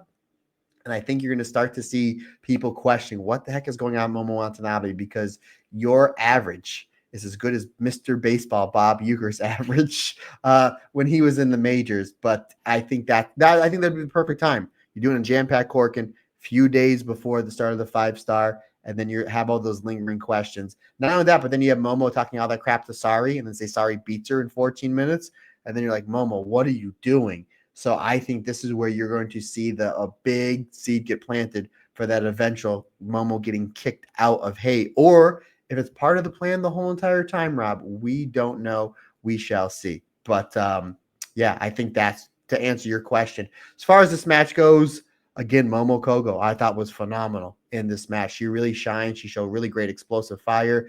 Kyoko had a really great exchange with Momo Watanabe in the beginning.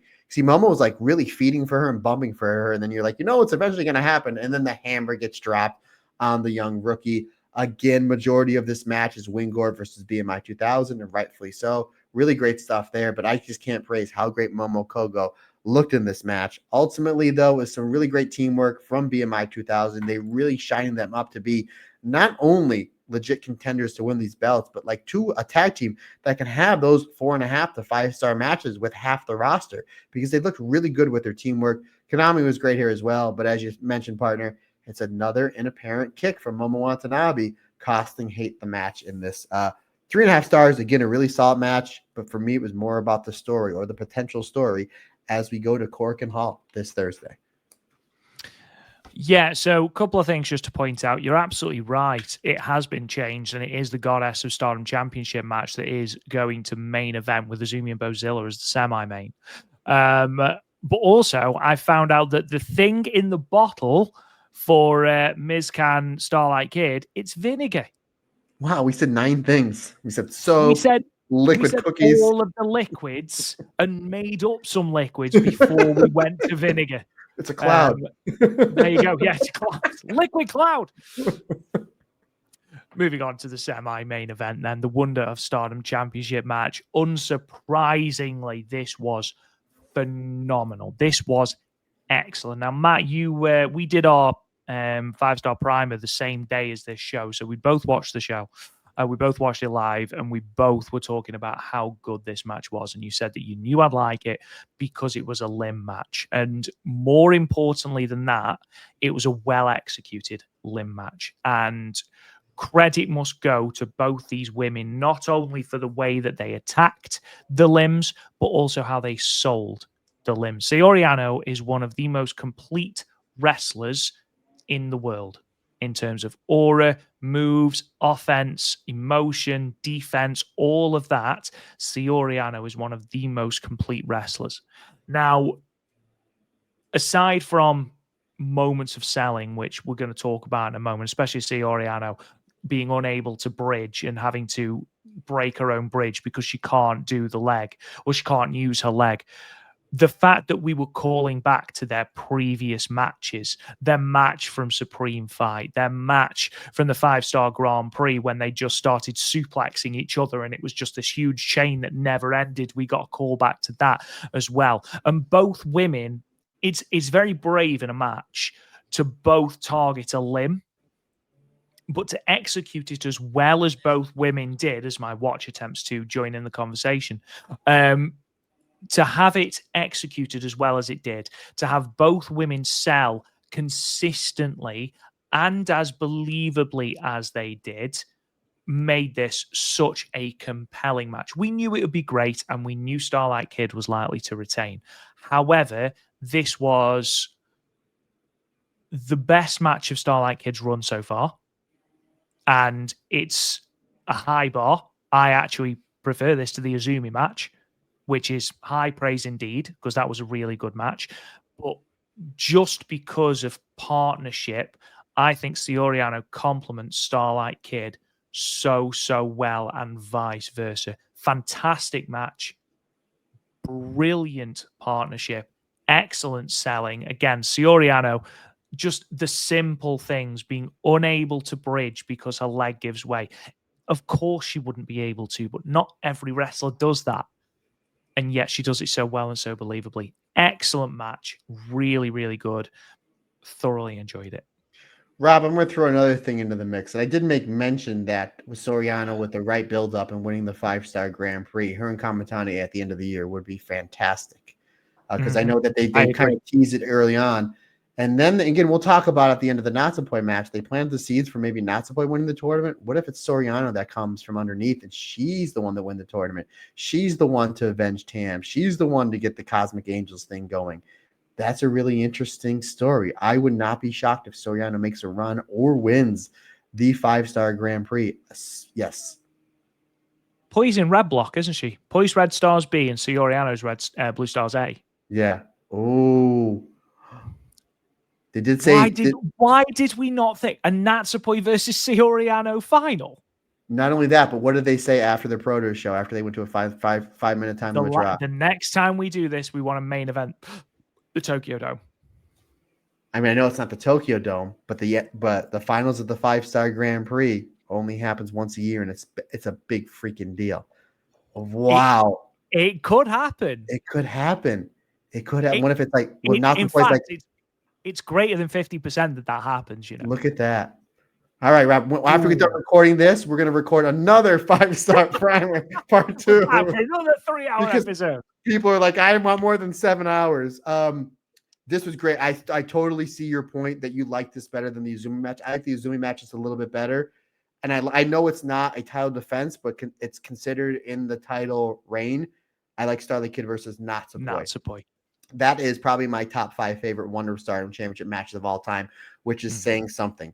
Speaking of saying something, Starlight Kid is 1, maybe 2 more banger defenses away of being in the same conversation as the Arissas, the Momos, and the Saya Kamatanis as one of the best Wonder of Stardom Championship reigns. I think that she's 1 or 2 away of being better than the Io and the Kairi as far as match quality goes, because it's that good. If she has another 1 or 2 of these style matches, because again, the Natsupoi, in my opinion, is a top 5 Wonder match. The Rina match was unbelievable. Konami, considering she's wrestling with one shoulder and then gets like her nose almost like split open halfway through the match, and then she's trying to breathe in and she's wearing a mask and still pulls out that performance. And the Izumi match I just absolutely love. And this one, Rob, it's right there. It's subjective. I think out of the 3 matches they've had, this is my favorite. This was and again, I love the 5-star match. I love their match at the beginning of last year at the Supreme fight. This one was just a little bit better. And not only that, again, I always say all the time, this Wonder Belt, this White Belt has been layered in so many great matches over the last 6 or 7 years, from the Kairi run to the Io run, the Momo run, the Arisa run, obviously the Kamatani run. And even like Mirai didn't have the belt that long. Great matches with Konami, great matches with Momo Watanabe. Natsupoi. Saori Anou. Yeah. Oh, yeah. Great match with Saori Anou. Saori Anou had really great matches. The Miko Wada stuff, the Natsupoi stuff with Starlight Kid, Hanan. Really great matches. And again, even Starlight Kid, Natsupoi, Hazuki. And then obviously the match, she loses the match to Starlight Kid. Even though they weren't that long, there's been some great matches with this championship belt. And I've been running through this in my head over the last few days.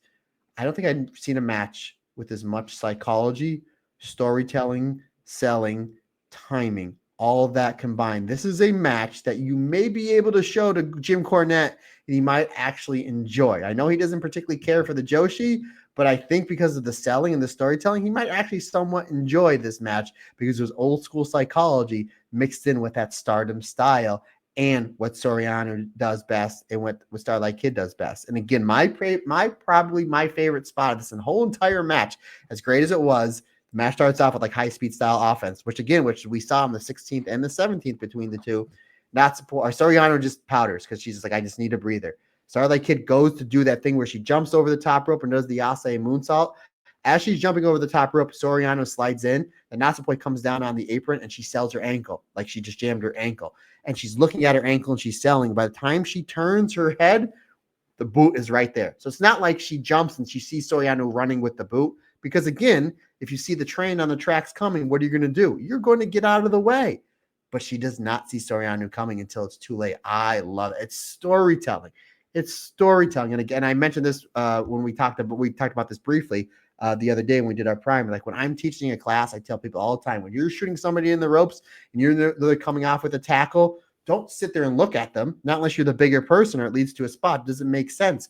Wait to the last second because you don't have time to, in kayfabe to react to it. I thought that was genius. She hits the boot. Starlight Kid goes to the outside, and now we see Saori Anou working on the knee on Starlight Kid.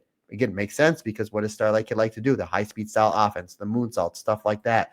And then Starlight Kid knows how to work the knee because her big finish is that Black Tiger leg killer submission, which, again, is a stretch muffler and half a choke. And again, she did a different variation on it, and I'm going to go over the mechanics of it when we get towards the end of the match. You're right. I love that spot where they go for the fisherman suplex in the cross leg Northern Lights. It's who's going to get the advantage. They're going back to back. Saori Anou is hitting these big suplexes, but sometimes she can't follow up, or she hits that German suplex where she only is bridging on one leg. She got the other leg straight up in the air because of all the pressure that's on it. I thought that was absolutely genius.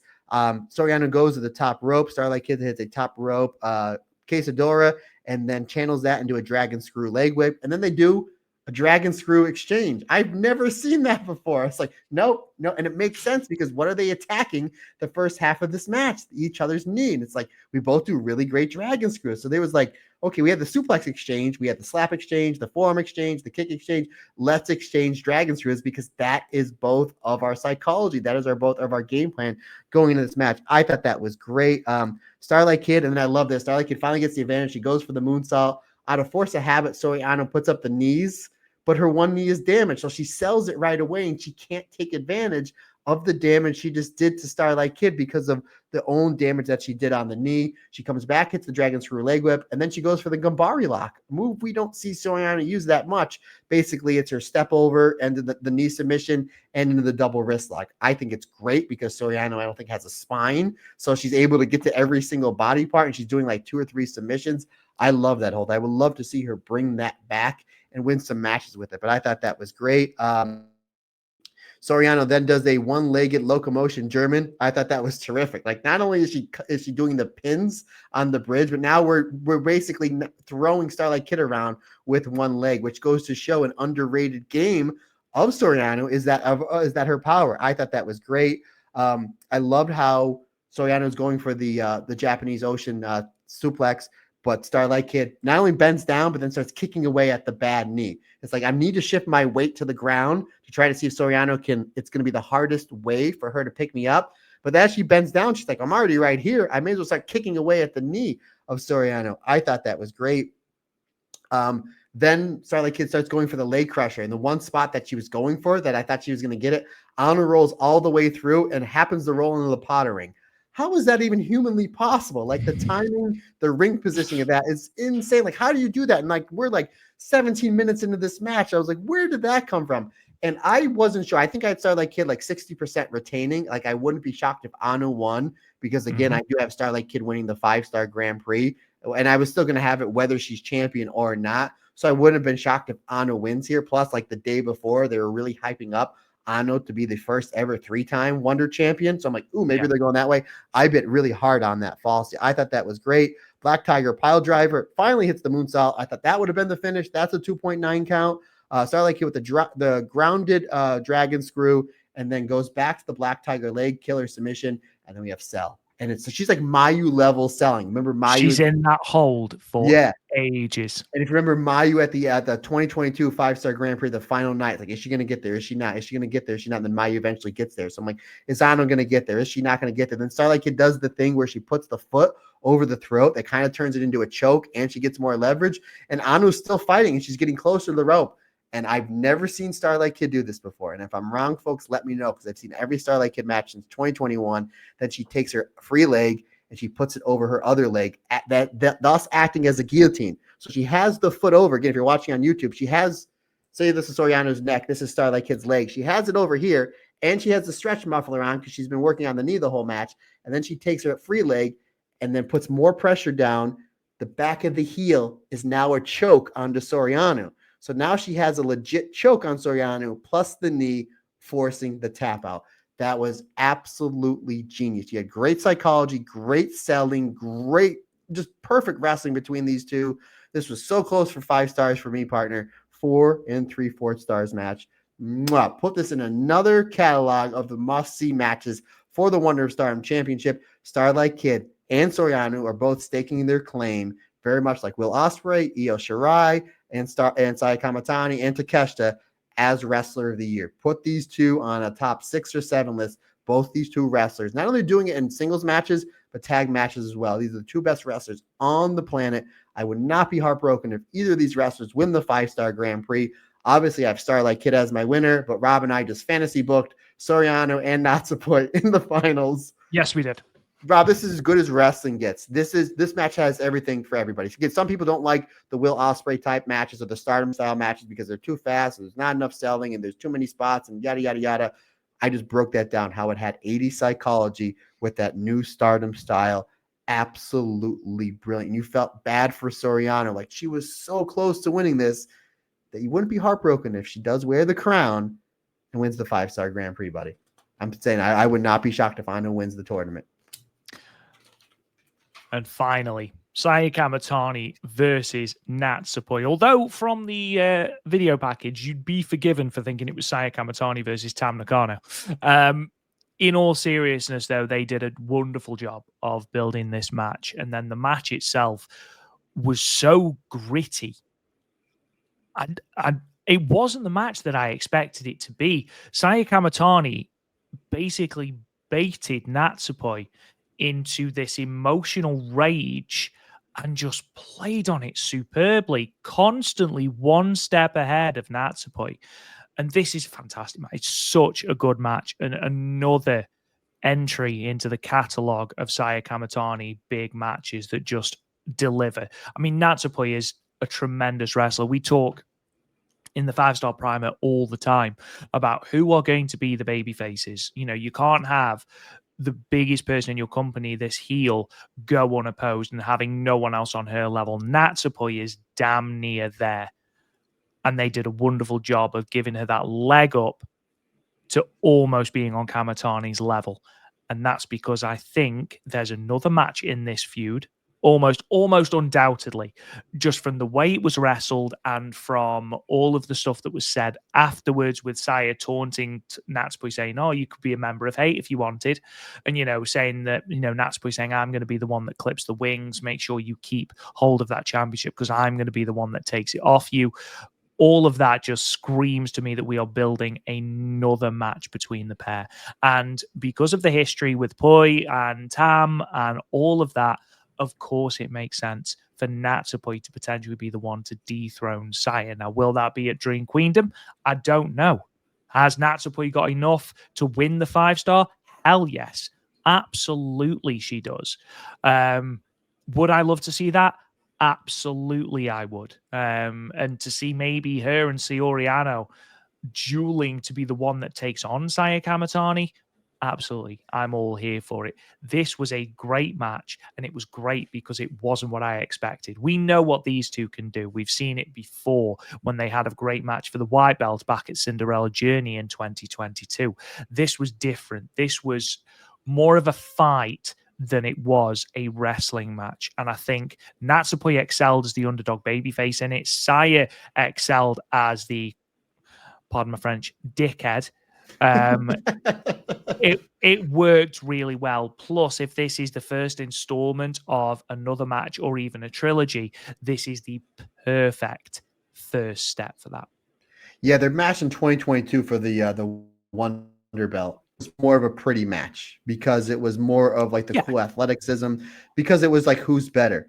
This match, it spilled out. It was almost like an ECW style match. There was a lot of brawling, and I'm like, well, if you just watch this match and didn't watch the build up, because I know some people are like, Matt, I thought it was good, but like it wasn't what I thought it was going to be. And I'm like, did you watch the build up? Well, not really. If you watch the build up, this isn't really about it is about the belt. Obviously, it's the richest prize, in my opinion, in all of wrestling, not just Stardom. But it's all about the buildup and the fact that even Kamatani was baiting Natsupoi in these matches, saying, I'm fighting harder for Tam than you are. And then they put Tam all over the Natsupoi Videotron. And then it's like, woo. It's like, whoa, okay. Like, so now we're building the Tam thing in there. Because again, remember, even though Kamatani retired Tam, they really had that nice moment after the match in the ring and then up the rampway and on the rampway. So obviously there's still some love there with Kamatani and Nakano, but you're throwing that on there. It's like, I'm fighting harder for Tam. It's like, what did you say? Are you out of your mind? So it needed to be gritty, and it was something different. It was something, and again, I think they have a better match in them. I still get 4 3/4 stars. Still was one of my favorite matches of the year, but it was downright and dirty, right up in your face, hard-hitting wrestling to the point. Like, we got the hate brawl, and then we got the hate brawl. We got like the Korakuen Hall at the top of the ramp. I know it wasn't Korakuen Hall, all the way at the top of the ramp. And if you didn't think this building was sold out, they had trouble moving all the way to the top of the thing, where eventually Daiichi's like, I got to count you two girls out. Like, this is enough. And they teased the double count out really well. I'm like, oh boy, wouldn't that been something? They get back in the ring, and Poi's just like, after she'd taken a shellacking on the outside, she just goes to another level. She hits Kamatani. Kamatani goes down. Poi gets on top of her. She hits these mounted forearms in the chest that you can just hear echo throughout the building. I'm like, who? Nothing fake about that. Let me tell you that. Like, Kamatani was eating those, and Natsupoi was really bringing the fire. I thought that was great. Kamatani fires up. She hits a spin kick, and then Natsupoi goes to hit the basement drop kick. And then Kamatani does her best Michael Jordan impersonation as she goes for the basement drop kick. Kamatani jumps in the air, and she just floats there and then comes down with a double stomp. That was awesome, brutal, and I didn't even see it coming. Really great stuff there. Then we do have Kamatani goes for the Star Crusher. Natsupoi escapes the Star Crusher, hits a brutal spin kick, but that wasn't enough. Hits that insane release German suplex, dropping Kamatani on the top of her head. And then she hits not one, not two, but 3 basement drop kicks, really going for the head of Kamatani. Like, she just wants to take off Saya's head in this match. I thought that was great stuff. We get a brutal forearm exchange, an even more brutal slap exchange between the two. Then we get a brutal headbutt exchange. So again, we go from forearm to slaps to headbutts because it's the red belt, baby. It just go. And again, what are you doing? You're putting over how important the belt is. We know that there's bad blood between the two. And then we're playing off a lot of the spots they did in their big championship match. If you remember, Natsupoi defeated Saya Kamatani with the Pharaoh gift into the Pharaoh ring combination. I'm like, I knew this was going to play a factor in this match. She goes for the Pharaoh gift a couple times. They build it. She finally hits it. She hits the Pharaoh gift, and then she goes for the Pharaoh ring. Kamatani spins out, hits his brutal Star Crusher, but she can't cover her because of the damage done to the head on all those suplexes from Poi. I love that. Again, we talked about in the match before about how they couldn't follow up on certain things because of the damage that was building towards the match. Hits the Star Crusher, brutal Star Crusher, but she just has nothing in the tank. She can't get to Poi. Finally gets to Poi. 1, 2, the crowd pops for the kick out because they knew a kick out was coming. Like, come on, Poi, fight. She got to the pin too late. Again, it's one of my favorite spots in the match, and all it was selling because of the buildup and the damage Natsupoi was doing to the neck of the back of Kamatani. I really like that. We get some fast-paced action back and forth. These two are just emptying the tank. Saya Kamatani hits that usual pump kick, and Natsupoi just takes like an all-Japan 90s bump. I mean, she took this thing proper on her head. Kamatani then hits the Kikagoe, 360 Star Crusher for the finish. Mwah. 4 3/4 stars, Rob. I agree. I think they have a better match in them, which is scary to say. Terrifying, yes. Scary to say. This was great because, again, you had that ECW-style brawl, and then Natsupoi just really just being down. I mean, we saw a different version of Murder Pixie Natsupoi. And it's a version that could be not dirty enough, but tough enough to wear the crown at the end of the 5-star Grand Prix, Rob. 4 3/4 stars. Rob, I've had this question in my head all day for you, and if I don't ask you now, I'm gonna forget. And it's a 2-part question. There's no wrong answer because we talked about Saori Anou and Natsupoi possibly facing off in the finals. Who is a better wrestler between Saori Anou and Natsupoi, and who is a bigger star? Tough one. Who is the bigger wrestler? The better wrestler, in your opinion, out of these two? Between Saori Anou and Natsupoi. Oh, sorry, Saori Anou. Oh, Jesus. Right? Because I think as far as wrestling goes, their best matches, as great as their single stuff is their tag stuff. So it's like, I don't know who's a better wrestler. I don't know who a bigger star is. I mean, we're talking. Yeah, there's no wrong answer. I think Saori Anou is the better wrestler. Okay. But I think that Natsupoi is the bigger star. I agree, but they're so close. I mean, I'm talking microns here. Like it's 1A and 1B. They're both fantastic, and I love Natsupoi. I love Saori Anou. I love both of them. I think both of them deserve red belt shots. And bookmark this tweet. I genuinely do think that Saori Anou will have a red belt shot by the end of this year. We've got 2 big pay-per-views to fill before we get to Dream Queendom. It wouldn't surprise me Saori Anou versus Saya Kamatani is on the top of one of them. Yeah. But yes, I do think that Natsupoi is the biggest star, and that's why if it is a Natsupoi versus Saori Anou final in the 5-star, I see Natsupoi winning it. Yeah, and again, they're their own self-produced show, 2,800 people. If you're teasing that on the final night of the 5-star, that can possibly happen. And then maybe you have Sareee in one block, or Momo in the other, or Kamatani in one, or Azumi, or Amisori, or Waka. I mean, Hell, why not?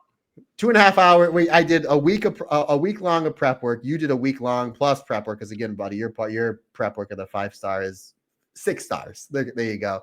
And we still are like, no, wait a minute. How did we not see this? Unbelievable.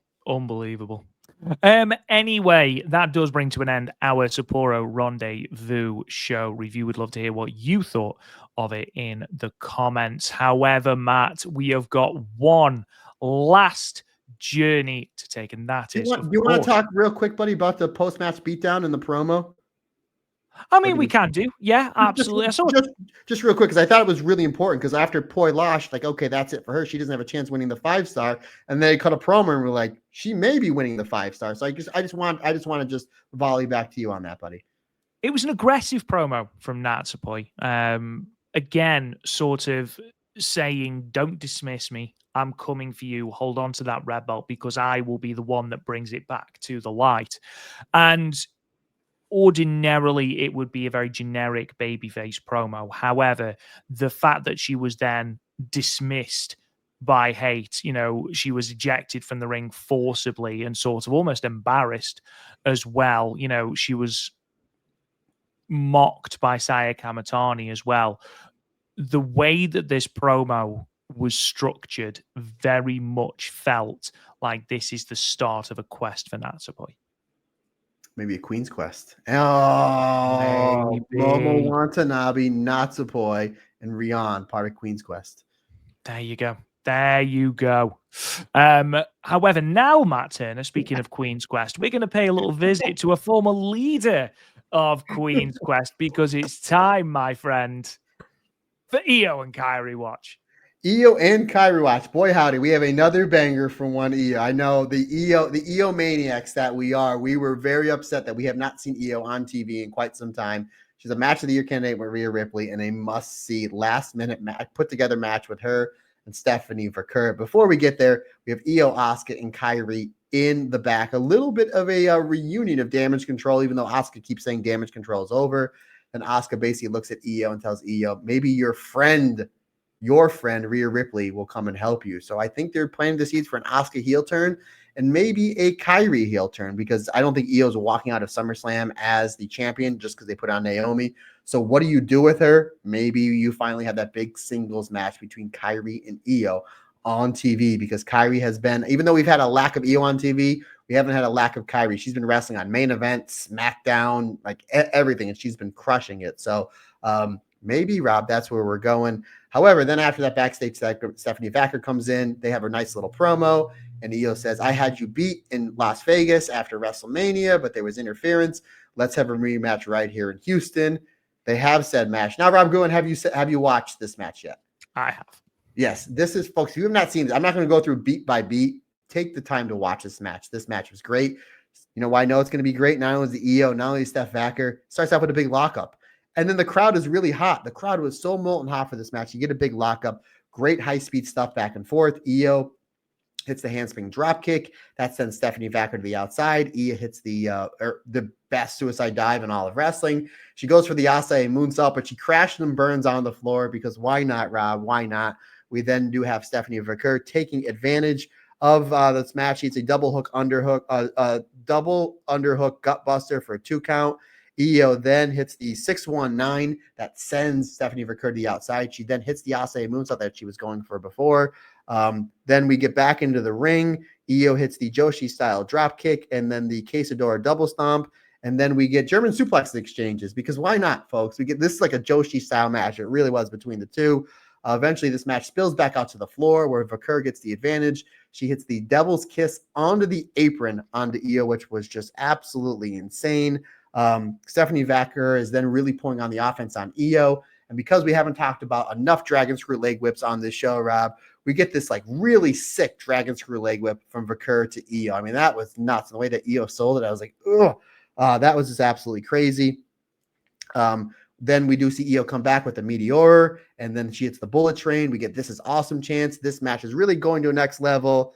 And then we see two former foes of Io Shirai from back when she was World of Stardom champion, Alba Fire and Piper Niven, back then known as Kaylee Ray and Viper. They come in the ring. They spoil the party. But you know who else that Io used to beat up back in the day, Rob? If you remember the most violent dropkick in the history of pro wrestling, Chelsea Green. She comes in. Just type in Chelsea Green dropkick, folks. You'll know what I'm talking about. She comes in as well. The three of them then beat down Stephanie Vikur and Io, and then Rhea Ripley comes in for the save. Again, really, really great stuff. I was watching this match before I went to bed the other day after Amber's big victory, winning or big cake victory celebration. It's like, I need to watch this match. I look over at Amber. I go, all three of these other girls that are beating up on my Stardom girl, they spent some time in Stardom, and Chelsea Green took the biggest of the butt kicking between the three. But really good stuff. I like how we're adding in some of the SmackDown wrestlers to Raw. I only watched SmackDown for Julia. Again, a really great match. I just wish they would give Io a finish, but I understand why. You're building towards Stephanie Vikur and Chelsea Green coming up probably sometime soon. Really great stuff. It's going to be interesting to see if they turn Asuka heel, which I think they're going to, and where does Kairi lay with that? Again, I love Kairi and Io together, but I think they make better opponents than they do teams. So I'd love to see them get 10, 12, 13, 110 minutes on TV. Really great match. One of my favorite matches of the entire week. If you've not seen it, folks, take the time, check it out. And with that, ladies and gentlemen, we draw to a close another extended episode of the Stardom Cast. This time next week, we will be talking about 5-star Grand Prix action. And next week, we will have the Korakuen Hall show. We will have night 1 and night 2 of the 5-star Grand Prix to talk about. So it will be busy times on the podcast. Thank you so much for joining us on this episode. Thank you so much for subscribing and joining us in general. We massively appreciate it. If you haven't already subscribed to the podcast, please consider doing so. Maybe leave us a comment and a 5-star review. It really does help the podcast out. If you haven't already, check out Patreon as well, patreon.com/StardomCast. We can get all these episodes early and ad-free for as little as $1 a month. And you can also find all of the news and show reviews and show previews as well up for free there as well. Do not forget, we have got our Pick'ems contest open until 11:59 EST on the 26th of January. So please make sure you get your picks in before then for a chance to win some Stardom Cast swag. You can also find us on social media at the Stardom Cast, apart from on Threads, Instagram, and on Blue Sky, where we are Talk Joshi. You can find me on Twitter at RealRobGoodwin. Mr. Matt Turner, sign us off, good sir. Folks, questions, comments, suggestions, anything you need from me, Matt Turner OF on the Instagram, the Blue Sky, and the Twitter is the easiest, fastest, and best way to get a hold of me. Or if you want to shoot me an email and tell me the name of the Unamizumori pineapple drinking thing, my email address, folks, simply is the StardomCast22@gmail.com. Folks, that's going to wrap it up for another fun-filled episode of the Stardom Cast. We greatly appreciate your support. Can't do it without you. It's like I always say, it's just not my podcast. It's our podcast. Because all together, everybody's different, everybody's special, and God bless Ozzy Osbourne.